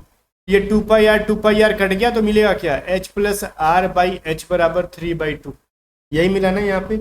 अब इसको क्रॉस मल्टीप्लाई करके देखो क्या मिलता है, तो ये हो जाएगा 2h प्लस में 2r बराबर 3h, है ना, ये चीज मिल गया यहाँ पे। अब इस 2h को हम इस तरफ ले जाएंगे तो ये मिलेगा h बराबर 2r। अब हाइट यहाँ से निकल जाएगी, देखो रेडियस दे रखा है 14 सेंटीमीटर, तो हाइट कितना हो जाएगा 2 इंटू 14, मतलब हाइट हो जाएगा 28। अब इसका वॉल्यूम नहीं निकाल लोगे क्या, रेडियस ऑलरेडी दे ही रखा है 14, तो वॉल्यूम कितना हो जाएगा इसका, मेरे को ये चीज़ बताओ। तो πr स्क्वायर इस कर लो, पाई की वैल्यू होती है 22/7, आर हो जाएगा 14, 2 बार कर लो, आर स्क्वायर होता है ना, और हाइट है 28, तो 7 से 28। ठीक है, चलो इनको पूरा का पूरा सॉल्व करो आप लोग, क्या आ जाएगा आपका वो यहाँ पे नोट डाउन करो। मैं थोड़ा कैलकुलेटर का इस्तेमाल करता हूँ बिकॉज इतना लंबा हमारे पास जगह नहीं है करने का। 17,248, ठीक है। चलो 22, 14, 14 4 को करोगे तो 17,248 आ रहा है सेंटीमीटर क्यूब। ये है भाई इसकी वॉल्यूम, तो जो थी यहाँ पे करेक्ट आ गई। ओके, तो ये जो था सिलेंडर का, इससे बाहर कुछ नहीं पूछेगा, मैंने तो जोर से ज़्यादा पढ़ा दिया आपको, डायरेक्टली फार्मूला बेस्ड पूछेगा। अब यहाँ पे कोण के बारे में पढ़ लो थोड़ा सा, इससे भी सवाल बन जाते हैं एग्जाम में कभी कभार। इसमें याद रखने के लिए जो चीज़ें हैं इंपॉर्टेंट उनको जान लो पहले। इसका वक्र पृष्ठ का क्षेत्रफल, संपूर्ण पृष्ठ का क्षेत्रफल और आयतन। देखो ये जो इसका वक्र पृष्ठ मतलब गोल गोल, अब जो नीचे का जो सरफेस है ना सर्कल, वो छोड़ के बाकी के जो ये गोल गोल है ना चारों ओर ऊपर से नीचे तक, उनका होता है πrl, ठीक है, एरिया होता है πrl। अब ये कैसे आ गया सर, ये कहाँ से आया, उसके ऊपर ज़्यादा चक्कर मत रहो, बट πrl क्योंकि इतना डिटेल में समझाऊंगा तो आपके ऊपर ऊपर पार हो जाएगा। संपूर्ण पृष्ठ का क्षेत्रफल क्या होता है, πrl में अब क्या करोगे, πr स्क्वायर जोड़ दोगे, बिकॉज ये इसकी एरिया क्या होती है πr स्क्वायर। अब वहीं पे हम लोग पहले तो πrl प्लस में इस सर्कल को अगर जोड़ दे तो टोटल सरफेस मिल जाएगा हमको। πr स्क्वायर जोड़ दोगे तो πr निकाल लो बाहर, तो बचेगा l प्लस में r। भाई बेला नोला खेल था इधर, ठीक है। तो संपूर्ण होल सरफेस एरिया हो गया आपका πr into l plus r। आयतन हो जाएगा 1 + 3 πr क्यूब। अब देखो क्या होता है ना, यहाँ पे हम जब कहाँ गया बेलन पढ़ रहे थे तो ये भाई साहब था पूरा का पूरा। अब बेलन का देखो तो एक हिस्सा हमने काट के निकाल दिया, ठीक है। तो πr स्क्वायर था ना, πr स्क्वायर जो था ना, अभी क्या मिल गया 1/3 πr स्क्वायर मिल गया। अगर इसको हम इधर से बढ़ा दें ऐसे तो ये क्या बन जाएगा, पूरा बेलन बन जाएगा। लेकिन इसका हमने देखो 3 हिस्सा में बांटा और 2 हिस्सा निकाल दिया, तो 1/3 से डिवाइड मार दिया हमने। πr स्क्वायर इसको 1/3 से डिवाइड मार दिया, जो बेलन का वॉल्यूम था ना उसको 1/3 से डिवाइड मार दो या फिर गुना कर दो 1/3 से, तो आपका आंसर हो जाएगा, ठीक है। चलो वहीं पे एक देखो ये है हाइट और ये है रेडियस, जैसे मैंने बेलन में बताया था, बट इसके साथ साथ ना ये एक तिरछा बन रहा है, ये दिख रहा है, जो कि आप ट्रायंगल में पढ़ते हो, ये जो पढ़ते हो ना ये मैंने बताया था कर्ण, वो तो ये इसको कहते हैं ना तिर्यक ऊंचाई, ठीक है, जिसको हम लोग एल से डिनोट करते हैं। क्या करते हैं, एल से डिनोट। तो एल बराबर क्या हो जाएगा √h स्क्वायर प्लस में r स्क्वायर, ठीक है, या फिर इसी को कहते हैं एल स्क्वायर बराबर h स्क्वायर प्लस में r स्क्वायर। अरे विकर्ण निकालने का फॉर्मूला पढ़े हो ना, कर्ण निकालने का, हाइपोटेनियस निकालने का, वही तो है, ट्रायंगल टाइप का शेप दे रहा है और उसका हमने हाइपोटेनियस निकाल दिया और कुछ नहीं है यहाँ पे। ओके, क्वेश्चन देखो ज़्यादा समझ में आएगा आपको क्वेश्चन करने से। क्वेश्चन क्या कह रहा है इस चीज़ पर थोड़ा सा फोकस कर लेते हैं। कह रहा है किसी शंकु के वक्र पृष्ठ का क्षेत्रफल 2310 वर्ग सेंटीमीटर है, यदि इसके आधार की त्रिज्या 21 सेंटीमीटर हो तो इसकी ऊंचाई कितनी हो जाएगी, ये चीज़ बताओ। अब कह रहा है वक्र पृष्ठ क्षेत्रफल क्या होता है, पाई आर एल। पाई आर एल की वैल्यू है 2310, ठीक है। तो पाई की होती है वैल्यू सब 22/7। आर की वैल्यू क्या दे रखा है, त्रिज्या उसकी 21 और एल का वैल्यू नहीं पता, तो 2310, ठीक है। ये 22 से डिवाइड होगा क्या, मेरे हिसाब से हो जाना चाहिए, ठीक है। पहले अगर हम डिवाइड करते हैं इसको 21 से, 110 बार में कटेगा। 11 से डिवाइड मारोगे 2 बार में, और ये 11 से 10 बार में, और ये 5 बार में कट जाएगा। एल बराबर हो जाएगा 35। एल बराबर जब 35 आ गया, आर बराबर 21 है, तो एच बराबर क्या होगा, जस्ट पढ़ा ना आपने, एल स्क्वायर प्लस में एच, एल स्क्वायर बराबर क्या होता है, एच स्क्वायर प्लस में आर स्क्वायर। तो एल की वैल्यू क्या है, 35 का स्क्वायर बराबर हाइट कितना है आपका, नहीं पता अपने को। आर की वैल्यू है 21 का स्क्वायर कर दो। 35 का स्क्वायर क्या होता है, 1225, ठीक है। एच स्क्वायर करो, 21 का कितना होता है, 441। एच स्क्वायर बराबर क्या हो जाएगा, 1225 माइनस 441। अब एच बराबर क्या हो जाएगा, अंडर रूट, जो घटा के आएगा उसकी वैल्यू को लिख दो, ठीक है। चलो 784 हो जाएगा। 784 किसका वैल्यू है, 28 का, ठीक है। तो ये हो गया आपका हाइट। आई होप गाइज ये चीज़ें समझ में आ रही होंगी, इसके अंदर कुछ था नहीं। बाकी इसके ऊपर मैं बहुत ज़्यादा क्वेश्चन नहीं करूँगा, पीडीएफ से करो, बिकॉज इसके अंदर देखो कुछ नहीं है, खाली आयतन पूछ देगा, आर दे देगा, एच दे देगा, कहेगा आयतन निकालो। ये दे देगा, मान लो यहाँ पे आर एल और मतलब इनकी वैल्यू दे के कहेगा कि इसका कुछ संपूर्ण पृष्ठ का क्षेत्रफल निकालो। तो ऑब्वियसली ये सभी चीज़ें आपको याद होगी, फॉर्मूला याद होगा तो हर चीज़ निकाल लोगे। अदरवाइज मैं क्वेश्चन कराते जाऊँ, फॉर्मूला ना पढ़ो तो कुछ नहीं कर पाओगे, ठीक है। फॉर्मूला रटो, क्वेश्चन बनाओ। अब देखो यहाँ पे गोला और अर्धगोला में हम थोड़ा सा फर्क समझ जाते हैं। गोला क्या चीज़ है, स्फीयर। स्फीयर देखो, सर्कल में और स्फीयर में क्या फर्क होता है। सर्कल एक सरफेस एक 2D फिगर है, और सरफेस क्या एक 2D फिगर है, और मतलब ये अर्धगोला जो है ना आपका, ये जो होता है, ये थोड़ी सी साउंड आ रही होगी, 1 मिनट रुक जाओ, मैं थोड़ा सा बैकग्राउंड में साउंड आ रहा है, सामान बन। अब जो है ना ये देखो, गोला और अर्धगोला में क्या चीज़ है, ये 3D फिगर है, और एक सर्कल जो है 2D फिगर है, ठीक है। तो इस चीज़ को थोड़ा समझना आपको। इसके अंदर क्या ना, मतलब ये एक बस, जैसे आप एग्जाम्पल के तौर पे देख लो, चूड़ी, चूड़ी होता है ना, बैंगल्स जो विमेंस पहनती हैं, वो है आपका सर्कल। बट एक बॉल, बॉल जो होता है ना आपका, वो क्या होता है, स्फेयर, ठीक है, बिकॉज इसके अंदर भर भर के भरा होता है। तो ये हो गया, और बॉल को बीचों बीच काट दोगे तो वो मिल जाएगा आपका हेमिस्फीयर, ठीक है। अब इनकी फॉर्मूला थोड़ा पढ़ो। इसका वक्र पृष्ठ का क्षेत्रफल होता है पाई आर स्क्वायर, और वॉल्यूम पूछेगा तो 4/3 पाई आर क्यू। ये 2 फॉर्मूला आप याद रखोगे, ठीक है।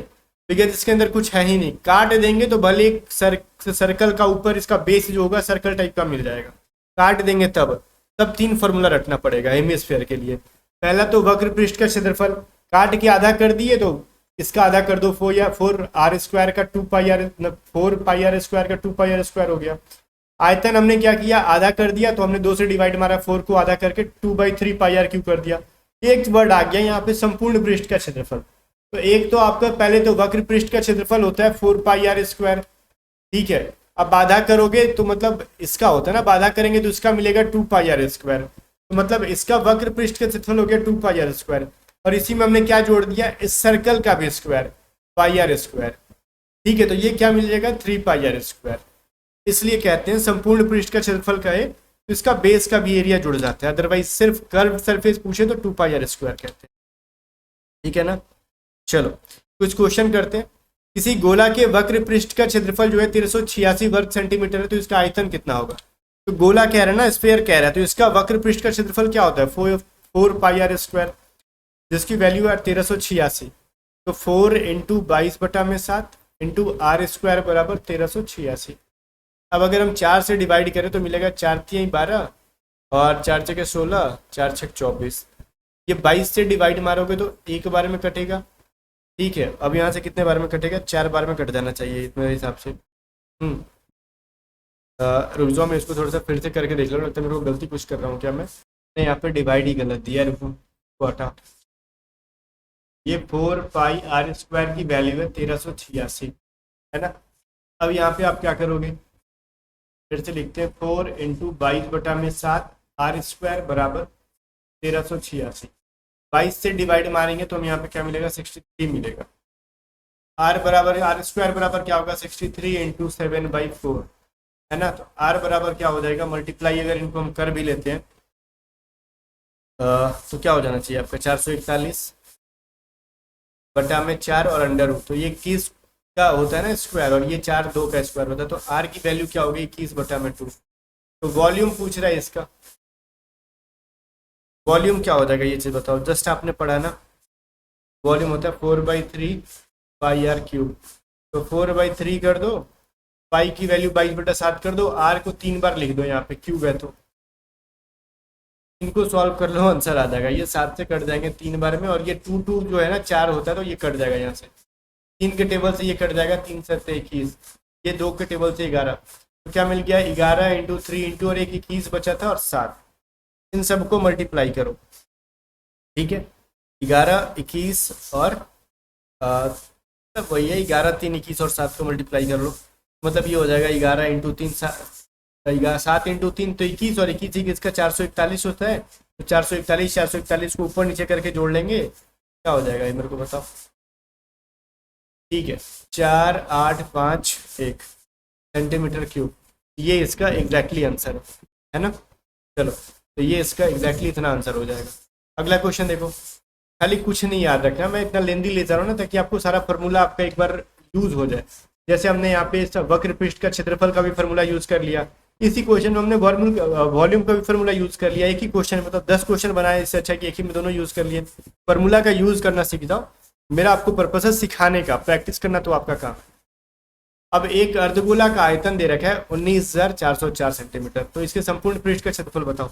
अब इसका आयतन कितना होता है, वॉल्यूम क्या होता है, 2/3 होता है ना, 2/3 पाई आर क्यू।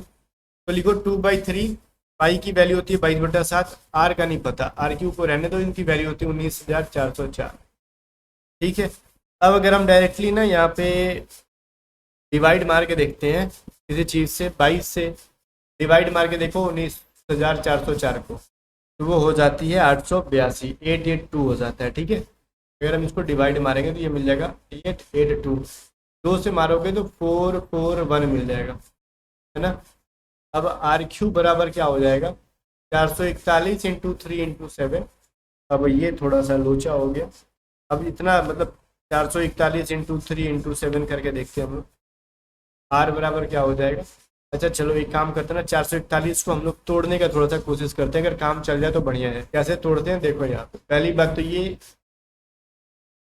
क्यूब रूट में आएगा, 41 को क्या 441 को 21 इंटू 21 में तोड़ सकते हैं, फिर 7 इंटू 3 21 होता है, मतलब 3 बार 21 आ गया तो एक को बाहर निकाल दो, ये आपकी आर की वैल्यू हो गई। कह रहे संपूर्ण पृष्ठ का क्षेत्रफल निकालो, तो एरिया क्या होता है इसका 3 पाई आर क्यू, टोटल एरिया है ना। तो 3 इंटू 22/7 इंटू 21 इंटू 21 इंटू 21, 3 से कटा लोगे तो मिलेगा 3 इंटू 22 इंटू 21 इंटू 21 इंटू 3, है ना। 2 बार 21 और 3 भी मिल रहा है यहाँ पे अपने को, ये इनको मल्टीप्लाई करो 4158 सेंटीमीटर क्यूब आ जाना चाहिए, ठीक है।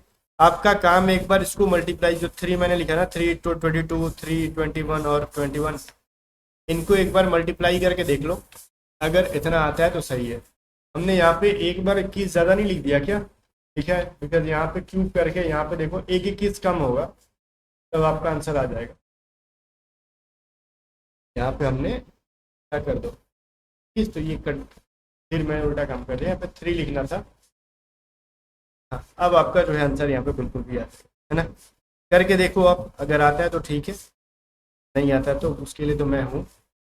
बाकी गाइस आपका ख़त्म हो गया, इसमें अब कुछ है नहीं। तो गाइस उम्मीद है ये क्लास आपको बहुत ज़्यादा एंजॉय किया होगा आपने, और बहुत सारी चीज़ों को सीखने के लिए मिली होंगी। तो फिर चलो इस वीडियो को यहीं पे एंड करते हैं क्लास को। और हाँ, जाने से पहले याद दिला दूँ, सारे पीडीएफ्स को आप बाय करने के लिए व्हाट्सअप करके बाय करो, और समझदार के लिए इशारा काफ़ी होता है, मैं ये हर बार बोलता हूँ, ठीक है ना। बस उस इशारे को समझो और पीडीएफ्स को पढ़ के एग्जाम से पहले जाओ।